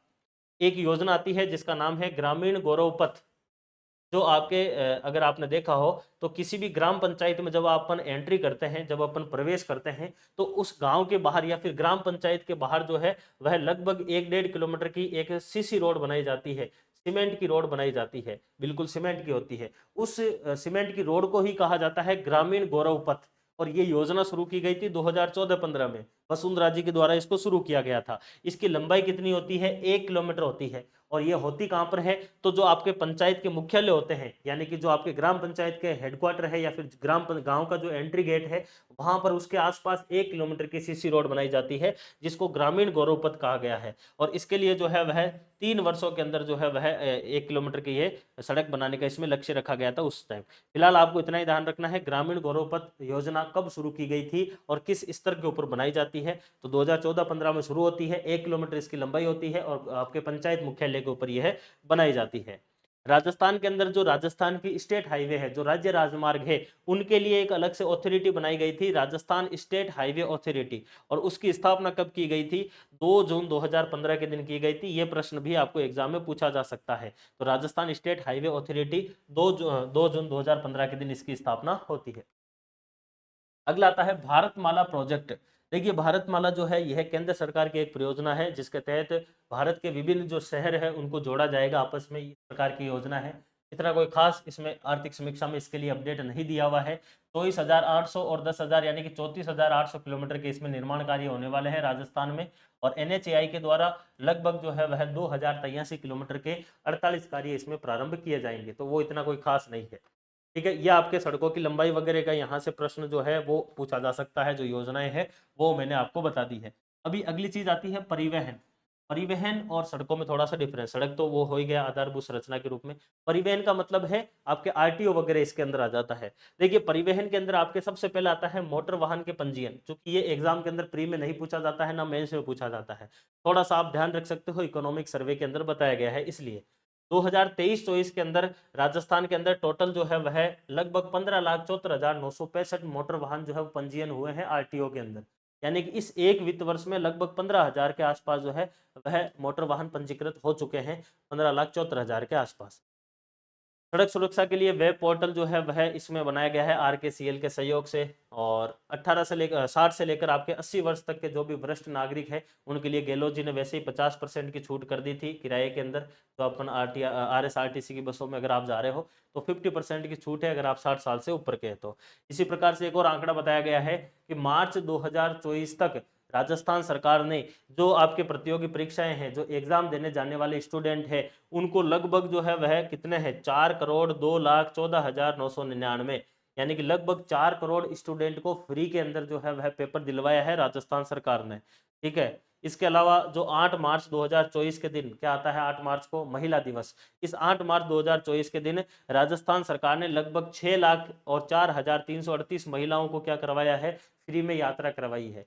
2 दिन होते हैं, एक तो महिला दिवस होता है 8 मार्च का और एक होता है रक्षाबंधन। इन 2 दिन जो है वो महिलाओं को फ्री में यात्रा करवाई जाती है रोडवेज के अंदर। तो इस वाले जो 8 मार्च था महिला दिवस, उस पे 6 लाख तो महिलाओं को मुफ्त में यात्रा करवाई है। प्रतियोगी परीक्षा के अंदर अभ्यर्थियों को लगभग 4 करोड़ को यात्रा करवा दी है। ठीक है ना। और ये देखो रक्षाबंधन का दिया हुआ लगभग 17 लाख जो महिलाएं हैं उनको रक्षाबंधन के ऊपर फ्री के अंदर क्या करवाया है? ट्रेवल करवाया है 2023 के अंदर राजस्थान सरकार ने। ये इतना इंपॉर्टेंट नहीं है, थोड़ा सा आप ध्यान रख सकते हो। इंपॉर्टेंट आता है रेलवे का। रेलवे से 2 प्रश्न आपको पूछे जा सकते हैं। पहला प्रश्न आता है कि राजस्थान के अंदर रेलवे की लंबाई 2021 में कितनी थी? 6,019 किलोमीटर थी। और 2022 में जो है यह बढ़कर कितनी हो गई? तो 2022 में यह बढ़कर 6,046 किलोमीटर हो गई। कितनी हो गई? 6,046 किलोमीटर। तो आपको जो प्रश्न है वो ये पूछेगा कि राजस्थान के अंदर टोटल रेलवे की लंबाई कितनी है। इंपॉर्टेंट प्रश्न है ये। राजस्थान के अंदर रेलवे की जो लंबाई है वो कितनी है, 6064 किलोमीटर, जो सॉरी 6046 किलोमीटर जो है वह राजस्थान के अंदर रेलवे की लंबाई आती है। और जब अपन बात करते हैं भारत में, यहाँ पर आपके बुक में लिखा हुआ होगा राज्य, इस राज्य को आपको काटना है, यहाँ पर करना है राष्ट्रीय, राज्य में इसकी जगह पर आप लिखना है राष्ट्रीय, थोड़ा टाइपिंग मिस्टेक है, यहाँ पे लिखना है राष्ट्रीय। राष्ट्रीय रेल मार्ग जो है इनकी कुल लंबाई कितनी है, तो भारत के स्तर के ऊपर रेल मार्ग की लंबाई है 68,043 किलोमीटर। और जब अपन ये निकालते हैं इस 68,043 किलोमीटर का कितना प्रतिशत है, 6,046 किलोमीटर, तो ये निकल कर आता है आपके सामने 8.89%। तो आपको ये परसेंटेज जो है वो विशेष रूप से ध्यान रखना है। आपके एग्जाम के अंदर अगला जो इंपॉर्टेंट प्रश्न है वो ये बनेगा, भाई दो प्रश्न बनते हैं सड़कों की लंबाई के। सड़कों की लंबाई है 301,810 किलोमीटर और सड़कों का घनत्व है 88.18 किलोमीटर प्रति 100 वर्ग किलोमीटर। दो वो प्रश्न इंपॉर्टेंट है। और रेलवे के दो प्रश्न इंपॉर्टेंट है। रेलवे की राजस्थान में लंबाई कितनी है, 6,046 किलोमीटर है। और भारत के टोटल रेलवे की लंबाई का कितना प्रतिशत है, तो वो आता है आपका 8.89% निकल कर आता है। ये जो आपके यहाँ पर राज्य में लिखा हुआ है इसकी जगह आप राष्ट्रीय कर लीजिए। आपके पेज नंबर जो है वह 141 के ऊपर लिखा हुआ है, जिसके अंदर आपको लिखा हुआ है राज्य के अंदर रेल मार्ग की कुल लंबाई, इसकी जगह पर आपको करना है राष्ट्रीय रेल मार्ग की कुल लंबाई करना है। ठीक है, टाइपिंग एरर है। मार्च 2024 तक राज्य के अंदर कुल डाकघर की संख्या कितनी है, राजस्थान के अंदर कुल डाकघर है 11,049, ये संख्या बताई गई है इकोनॉमिक सर्वे में। और कुल टेलीकॉम उपभोक्ता कितना है, यानी कि सिम कितने लोगों के नाम है, तो राजस्थान में सिम है लगभग 6.70 करोड़ लोगों के पास में। ठीक है, इसी प्रकार से आपदा प्रबंधन सहायता एवं नागरिक सुरक्षा राज्य आपदा मोचन निधि के तहत जो है वह एक फंड बनाया गया है, जिसमें 75-25 का रेशो है सेंट्रल स्टेट का। और ये किसी भी आपदा के समय, इमरजेंसी के समय जो है वह क्या करते हैं, सुरक्षा का कार्य करते हैं इस फंड से जो है वो निकाल कर। इतना ज्यादा इंपॉर्टेंट नहीं है, केवल ये परसेंटेज ध्यान रख लेना है। राज्य आपदा मोचन निधि के अंदर ध्यान देना है, राज्य आपदा मोचन निधि के अंदर केंद्र और राज्य का हिस्सा कितना है, 75 और 25 है, अलग है, इसलिए मैंने यहाँ पर बता रखा है। थोड़ा सा और अपडेट दिया गया है, खरीफ संवत जो है आपके 2080 उसके अंतर्गत 13 जिलों की 48 तहसीलों को जो है वह सूखा एवं अभावग्रस्त क्षेत्र जो है वह घोषित किया गया है। और राजस्थान के अंदर आपातकालीन प्रतिक्रिया जो सहायता प्रणाली है वो 112 नंबर दिया हुआ है, ये आप थोड़ा सा ध्यान रख लेना है। 112 जो है वो किसके लिए है, आपातकालीन नंबर है 112 राजस्थान के अंदर। और कृषि वाले चैप्टर के अंदर ये आप ऐड कर सकते हो, या फिर यहाँ पर भी ध्यान दे लेना है कि 2080 जो खरीफ का संवत यानी कि जो ये पिछला वाला वित्त वर्ष है 2023-24, उसमें 13 जिलों के अंदर लगभग 48 तहसीलें ऐसे रही थी जहां पर सूखा या फिर आपके अभावग्रस्त क्षेत्र रहा था। ये आपके आधारभूत संरचना का विकास जो आर्थिक समीक्षा के अंदर दिया हुआ था वो यहाँ तक आपका समाप्त हो जाता है। अब इस चैप्टर का अपने लास्ट हिस्सा बच रहा है, वो आता है बजट 2024-25 के अंदर जो भी सरकार के द्वारा आधारभूत संरचना के विकास के लिए जो आपके प्रयास किए गए हैं, वो यहाँ से हम अब सारा का सारा प्रावधान पढ़ेंगे। किस चीज का, बजट 2024-25 का प्रावधान पढ़ने वाले हैं। ठीक है, तो पेज नंबर आपके 142 से मैटर यहाँ से शुरू हो रहा है। आधारभूत संरचना के अंदर क्या क्या आता है, स्टार्टिंग में भी मैंने आपको बताया था, बिजली आता है, पानी आता है, सड़क आता है, इसके अलावा संचार आता है, इसके अलावा परिवहन आ जाता है। ठीक है, ये सारे के सारे आधारभूत संरचना में आते हैं। इसमें से सबसे पहले पानी, और पानी के अंदर अपन सबसे पहले किसको शुरू करने वाले हैं, पेयजल को जो है वो अपन शुरू करने वाले हैं। पेयजल के लिए देखिए एक मिशन चलाया जाता है केंद्र सरकार के द्वारा, जिसका नाम है जल जीवन मिशन। मिशन का नाम क्या है, जल जीवन मिशन इसका नाम आता है। जल जीवन मिशन जो है ये कब शुरू किया गया था, तो जल जीवन मिशन जो है ये 15 अगस्त 2019 के दिन शुरू किया गया था। कब किया गया, 15 अगस्त 2019 को शुरू किया गया था। इस मिशन के तहत, क्योंकि मिशन किसका है, केंद्र सरकार का है, इस मिशन के तहत राजस्थान सरकार ने बजट 2024-25 में यह घोषणा करी है कि हम मिशन जो अपने जल जीवन मिशन है इसके तहत हम 25 लाख घरों के अंदर क्या करने वाले हैं, 25 लाख जो ग्रामीण घर है उनके अंदर हम नल से जल उपलब्ध करवाने वाले हैं। और इसके लिए हम जो है वह बजट कितना रख रहे हैं, तो बजट रख रहे हैं हम 15,000 करोड़ का। तो पहला दो तीन जो प्रश्न है वो यहाँ से बन सकते हैं आपके डायरेक्ट, कि बजट 2024-25 में जल जीवन मिशन के तहत राजस्थान सरकार के द्वारा कितने घरों का लक्ष्य रखा गया है, 25 लाख ग्रामीण घरों का। टोटल बजट कितना रखा गया है जल जीवन मिशन के लिए, तो 15,000 करोड़ का। और योजना पुरानी है इसलिए पूछी जा सकती है, जल जीवन मिशन कब शुरू हुआ था, 15 अगस्त 2019 को शुरू होता है। जल जीवन मिशन के तहत जो है वो सरकार ने जो है वह कुछ इसमें जानकारी दी है, वो आपको देखना चाहिए। जल जीवन मिशन के तहत लगभग 5846 जो है वह अतिरिक्त गांवों को हम क्या करने वाले हैं, सतही जल के माध्यम से भी पेयजल उपलब्ध करवाएंगे। भाई ऐसा नहीं है कि हम केवल नल से ही जल उपलब्ध करवा रहे हैं, सरकार ने कहा कि हम जो सतह का वाला जल है, यानी कि जैसे नाली बना दी, तालाब बना दिया, उनके माध्यम से भी हम पेयजल उपलब्ध करवाएंगे। और उसके लिए लगभग जो है वह कितना 20,370 करोड़ का हम इसमें बजट रखते हैं। और 6 जो है वह वृहद सिंचाई वृहद पेयजल परियोजना जो है उनके ऊपर हम काम करेंगे। इसमें सबसे पहले आती है चंबल नदी आधारित वृहद परियोजना। और चंबल नदी के ऊपर 3 परियोजना आती है। एक करेक्शन और आपको करना पड़ेगा, थोड़ा सा ध्यान रखना है। पेज नंबर 142 के ऊपर लिखी हुई है जल जीवन मिशन के तहत जो आपकी योजनाएं लिखी हुई है, उसमें लिखा हुआ होगा चंबल नदी 1 नंबर, 2 नंबर पर लिखा हुआ होगा यहाँ पर उपरोक्त। इस उपरोक्त को आपको काट लेना है, यहाँ पर आप चंबल कर सकते हो। वैसे तो आप समझ जाओगे कि भाई इसी परियोजना का अगला वाला हिस्सा है, लेकिन फिर भी अगर समझ में ना आए तो यहाँ पर आपको क्या लिख लेना है, चंबल ही लिख लेना है। तो चंबल से जो है वो 3 प्रकार की परियोजनाएं हैं। चंबल की पहली है आपके चंबल, और ये भी है चंबल। तो चंबल से जो है वो 3 जगह पर जो है वो पानी पहुंचाया जाएगा। चंबल नदी आधारित वृहद परियोजना 2944 करोड़ है। इसमें करौली है, सवाई माधोपुर है, गंगापुर सिटी है। पहले परियोजना के अंदर 3 डिस्ट्रिक्ट है, करौली, सवाई माधोपुर, और इन दोनों से अलग होकर बना गंगापुर सिटी। फिर चंबल परियोजना के तहत आपके लगभग जो है वह 5374 करोड़ का बजट है, जिसमें अलवर है, भरतपुर है, करौली बहरोड आ जाता है, सॉरी कोटपुतली बहरोड आ जाता है, और खेड़तल और तिजारा आ जाता है। इसी प्रकार से फिर चंबल नदी पर आधारित जो काली तीर परियोजना है, उससे 2 जिलों के अंदर जो है वह आपके पानी पहुंचाया जाएगा, धौलपुर और भरतपुर जो है, ये 2 ऐसे जिले हैं जहां पर काली तीर परियोजना जो है उससे पानी पहुंचने वाला है। ठीक है, ये इसमें आपको ध्यान रखना। तो 3 तो चंबल की आ गई। फिर चौथी आती है आपके जाखम बांध से। जाखम बांध जाखम नदी के ऊपर स्थित है, प्रतापगढ़ के अंदर। राजस्थान का सबसे ऊंचा बांध आता है जाखम बांध, 81 मीटर पत्थर से निर्मित बांध है।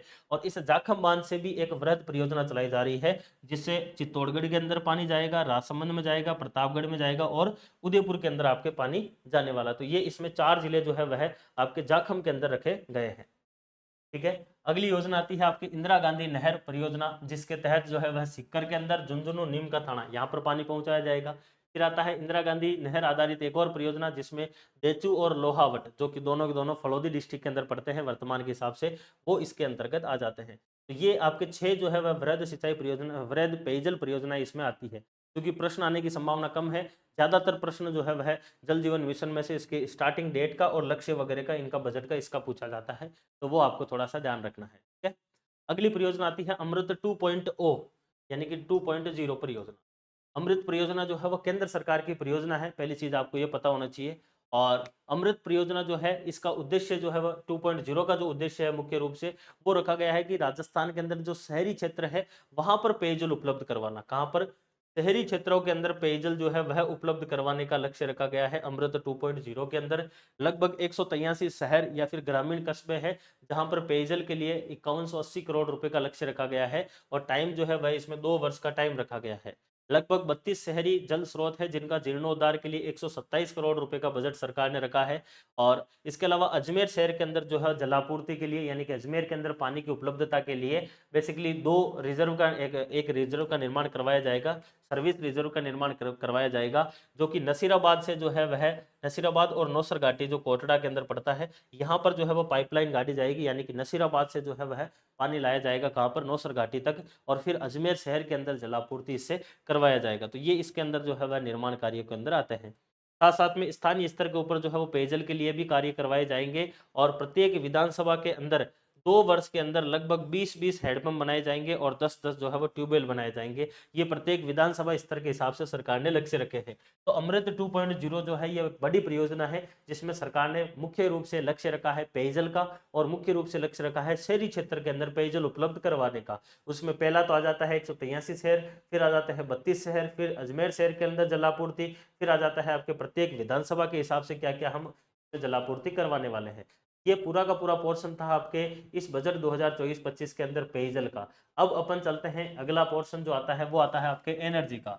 और एनर्जी ऊर्जा का भी इंपॉर्टेंट है। ऊर्जा के लिए सरकार ने इस बजट के अंदर क्या घोषणा करी है?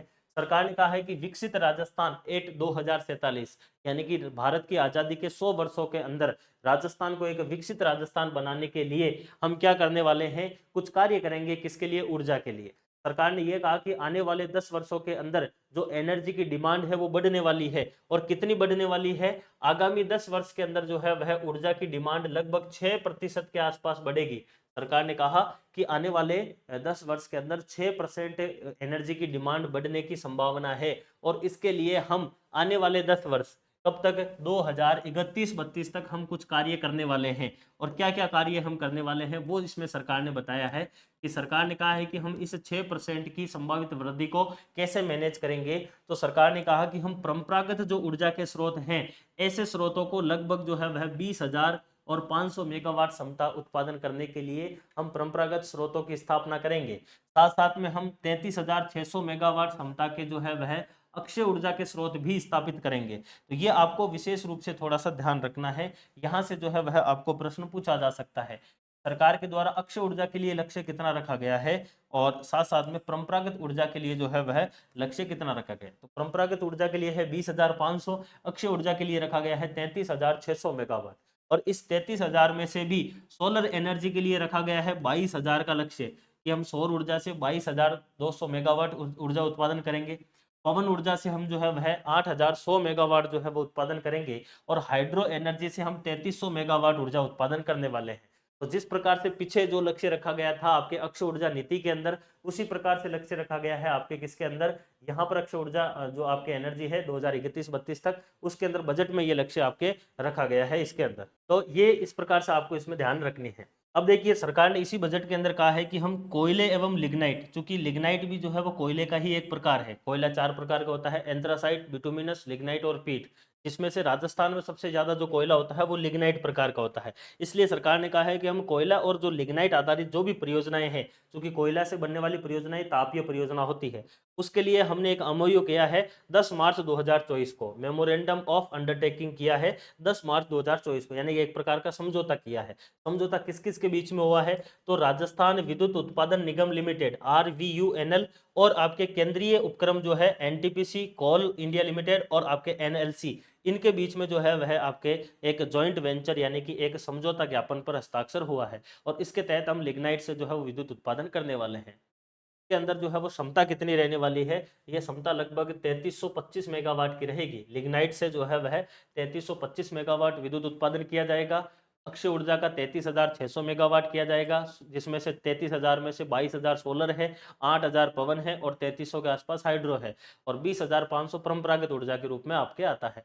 फिर देखिए, कुसुम योजना के अंतर्गत जो पीएम कुसुम योजना है, उसके अंतर्गत जो है वह सरकार ने जो है वह लगभग 3500 मेगावाट क्षमता की स्थापना के लिए लेटर ऑफ इंटेंट जो है वो जारी कर दिया है। यानी कि कोई अगर समझौता करना चाहे तो 2031-32 तक ऊर्जा की मांग की पूर्ति के लिए सरकार के द्वारा जो है वह कितना बजट रखा गया है? तो 2,25,000 करोड़ का जो है वो बजट प्रस्तावित किया है। यानी कि यहाँ पर देखिए, 2031-32 तक सरकार ने कहा है कि परंपरागत ऊर्जा से 20,000 और अक्षय ऊर्जा से 33,000, लिग्नाइट से जो है वह हम कितना करेंगे? 3325 मेगावाट, पीएम कुसुम के तहत 3500 मेगावाट। ये सारा का सारा उत्पादन 2031-32 तक किया जाएगा। इसके लिए हमने टोटल लक्ष्य कितना रखा है? 2,25,000 का, 2,25,000 करोड़ रुपए का जो है वह क्या रखा गया है? लक्ष्य रखा गया है। एक सोलर पार्क की भी घोषणा की गई है कि हम 50,000 मेगावाट उत्पादन क्षमता का जो है वह हम सोलर पार्क स्थापित करने वाले हैं, जिसमें 2 सोलर पार्क होने वाले हैं। एक तो होगा पूगल छत्तीसगढ़ के अंदर बीकानेर में, और एक होगा आपके बोडला के अंदर जो कि जैसलमेर के अंदर पड़ता है। यहाँ 2 जगह पर प्रस्तावित रखा गया है। साथ साथ में ऊर्जा के भंडारण क्षमता को विकसित करने के लिए भी एक नीति लाई जाएगी कि किस प्रकार से एनर्जी का जो स्टोरेज है वो बढ़ाया जा सकता है। साथ साथ में पीएम सूर्यघर जो योजना है आपके मुफ्त बिजली योजना, उसके तहत सरकार ने कहा है कि हम एक तो प्रत्येक जिले के अंदर क्या बनाने वाले हैं? आदर्श सौर ग्राम बनाए जाएंगे। प्रत्येक जिले में आदर्श सौर ग्राम बनाए जाएंगे और प्रत्येक ग्राम के अंदर 2 मेगावाट क्षमता के जो है वह हम डिसेंट्रलाइज्ड सोलर पावर प्लांट स्थापित करने वाले हैं। कितने के? 2 मेगावाट क्षमता के ये स्थापित होंगे। इसके लिए अनुदान जो है वो सरकार कितना देगी? 40% का। तो पीएम सूर्यघर बिजली योजना के तहत 3 चीजें याद रखनी है। हर जिले के अंदर आदर्श सौर ग्राम बनाया जाएगा। दूसरा, 2 मेगावाट का हर गांव के अंदर डिसेंट्रलाइज्ड सोलर प्लांट लगाया जाएगा। तीसरा, सरकार इसके अंदर अनुदान 40% का देने वाली है। राजकीय कार्यालयों के अंदर ऊर्जा से जोड़ने के लिए, ये एक इंपॉर्टेंट है, इसको थोड़ा सा ध्यान रख लेना है। यानी कि राजस्थान के अंदर जो भी गवर्नमेंट कार्यालय है, गवर्नमेंट जो ऑफिस है, चाहे स्कूल हो, चाहे हॉस्पिटल हो, चाहे कोई प्रशासनिक भवन हो, चाहे आईटी केंद्र हो, कोई सा भी जो गवर्नमेंट का है, उसके अंदर सरकार के द्वारा सौर ऊर्जा से उसको जोड़ा जाएगा। और उसके लिए जो है वह हाइब्रिड एंटिटी मॉडल जो है वह आपके लॉन्च किया जाने वाला है, जिसके लिए Rajasthan renewable energy corporation limited, जो राजस्थान अक्षय ऊर्जा निगम है, उसके तहत ये कार्य करवाए जाएंगे। ठीक है, तो ये इसमें आपको थोड़ा सा ध्यान रख लेना है कि किसके द्वारा ये कार्य करवाया जाने वाला है। 2,08,000 घरों का इसमें लक्ष्य रखा गया है, जहां पर आने वाले 2 वर्षों के अंदर डोमेस्टिक कनेक्शन जो है वो हम देने वाले हैं 2,08,000 घरों को। ठीक है ना। उसके बाद में आता है आपके एक स्कीम लॉन्च की गई है, जो कि डिस्ट्रीब्यूशन सेक्टर स्कीम है, जो कि आपके किसकी है, एक प्रकार से एनर्जी, अपने जो लाइट है या फिर जो बिजली है या फिर विद्युत जो है, उसके लीकेज को रोकने के लिए, विद्युत के लीकेज को रोकने के लिए जो है एक स्कीम लाई गई है, जिसके तहत सरकार ने कहा है कि लोग क्या करते हैं कि भाई मीटर हम लगा के जाते हैं, और जैसे हम मीटर लगा के गए पीछे से उसको जला देते हैं और फिर डायरेक्ट जो है वो बिजली लेने लग जाते हैं। ऐसे कंडीशन में मीटर के अंदर जो है वो रीडिंग सही से आती नहीं है, और फिर गलती बता देते हैं कि भाई विद्युत वालों की गलती है, एनर्जी डिपार्टमेंट की गलती है। तो सरकार ने यह कहा कि हम मीटर जो है उनको चेंज करने वाले हैं, और अब हम जो है वह 25 लाख से ज़्यादा क्या लगाने वाले हैं, स्मार्ट मीटर लगाएंगे, जिनके अंदर जो है वह रीडिंग अच्छे से आए, और जो आपके एक प्रकार से टूटे नहीं या फिर जले नहीं। ये आपके एनर्जी के बारे में कुछ चीज़ें आपके आती है। अब अगला पोर्शन आता है आपके आधारभूत संरचना में, जो बजट में आता है वो आता है आपके सड़क। और सड़क की बात करें तो सड़क के लिए बजट के अंदर क्या घोषणा की गई है, सरकार ने कहा है कि आने वाले 5 वर्षों के अंदर लगभग 53,000 किलोमीटर जो है वह सड़कों का नेटवर्क निर्माण किया जाएगा, और सड़कों के लिए लगभग 60,000 करोड़ रुपए जो है वो सरकार ने दिए हैं। सरकार ने कहा कि हम बजट के अंदर 60,000 करोड़ रुपए सड़कों पर लगाएंगे, और 5 वर्षों में 53,000 करोड़ की सड़कें बना देंगे। कुछ ग्रीनफील्ड एक्सप्रेस वे है जो इसके अंदर प्रस्तावित रखे गए हैं, और ग्रीनफील्ड एक्सप्रेस वे कितने किलोमीटर के होंगे, 2750 किलोमीटर लंबाई के ग्रीनफील्ड एक्सप्रेस वे रखे गए हैं, जिसमें जयपुर, किशनगढ़, अजमेर और जोधपुर को जोड़ने वाला एक ग्रीनफील्ड एक्सप्रेस वे बनाया जाएगा, एक कोटपुतली और किशनगढ़ को जोड़ने वाला बनाया जाएगा, एक जयपुर और भीलवाड़ा को जोड़ने वाला होगा, एक बीकानेर कोटपुतली को जोड़ने वाला होगा, एक ब्यावर भरतपुर को जोड़ने वाला होगा, एक फलोदी और झालावाड़ को जोड़ने वाला होगा, एक अजमेर और बांसवाड़ा के लिए होगा, एक जयपुर फलोदी होगा, एक श्री गंगानगर और कोटपुतली होगा।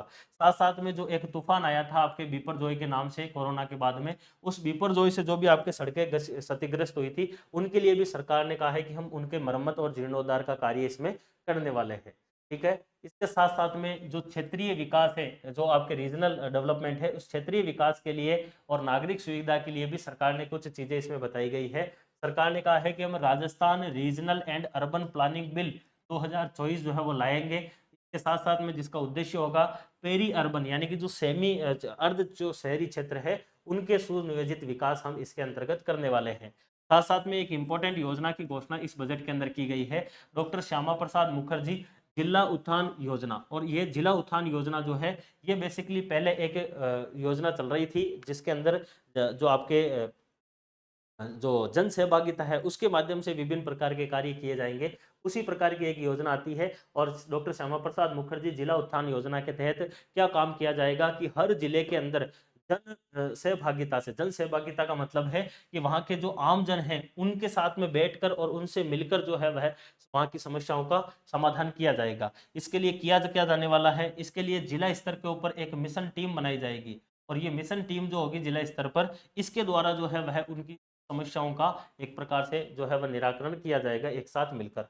साथ साथ में सरकार ने इसी योजना के अपने बजट के अंदर जो है वो कुछ घोषणाएं और करी है, जैसे कि शहरी निकाय के अंदर जो है वह हम लाइब्रेरीज की स्थापना करने वाले हैं, जिसके अंदर वाईफाई लगा हुआ रहने वाला है। साथ साथ के अंदर को वर्किंग स्टेशन जो है वो भी स्थापित करेंगे, जहाँ पर लोग जो है वो कार्य कर सकते हैं अपने। नगरीय क्षेत्रों के अंदर जो है वह बाजार के अंदर जो है वह आपके और पब्लिक प्लेसेज के अंदर क्या करने वाले हैं, पिंक या फिर बायो टॉयलेट स्थापित करेंगे, जो कि महिलाओं के लिए होंगे, ये भी इसमें घोषणा की गई है। और साथ साथ में ब्रज क्षेत्र, क्योंकि ब्रज जो आपके भरतपुर धौलपुर वाला क्षेत्र है, जहां से आपके मुख्यमंत्री जी आते हैं अपने, तो ब्रज क्षेत्र के विकास के लिए जो है वह ब्रज क्षेत्रीय विकास योजना की घोषणा की गई है, जो कि पूर्वी राजस्थान के अंदर जो दूरस्थ क्षेत्र है उनके क्षेत्रीय विकास के लिए यह योजना कार्य करने वाली है। तो इस प्रकार से जो है वह इस बजट के अंदर ये आपके आधारभूत संरचना विकास के लिए कुछ प्रावधान किए गए हैं। तो ऑल ओवर जो चैप्टर है इसमें आधारभूत संरचना के अपन ने क्या देख लिया है, आर्थिक समीक्षा में क्या क्या अपडेट था वो देखा, साथ साथ में बजट के अंदर जो है वह आधारभूत संरचना के विकास के लिए क्या कहा गया है वो हमने देखा है। तो ये ऑल ओवर जो है वह आपका चैप्टर यहाँ पर समाप्त होता है।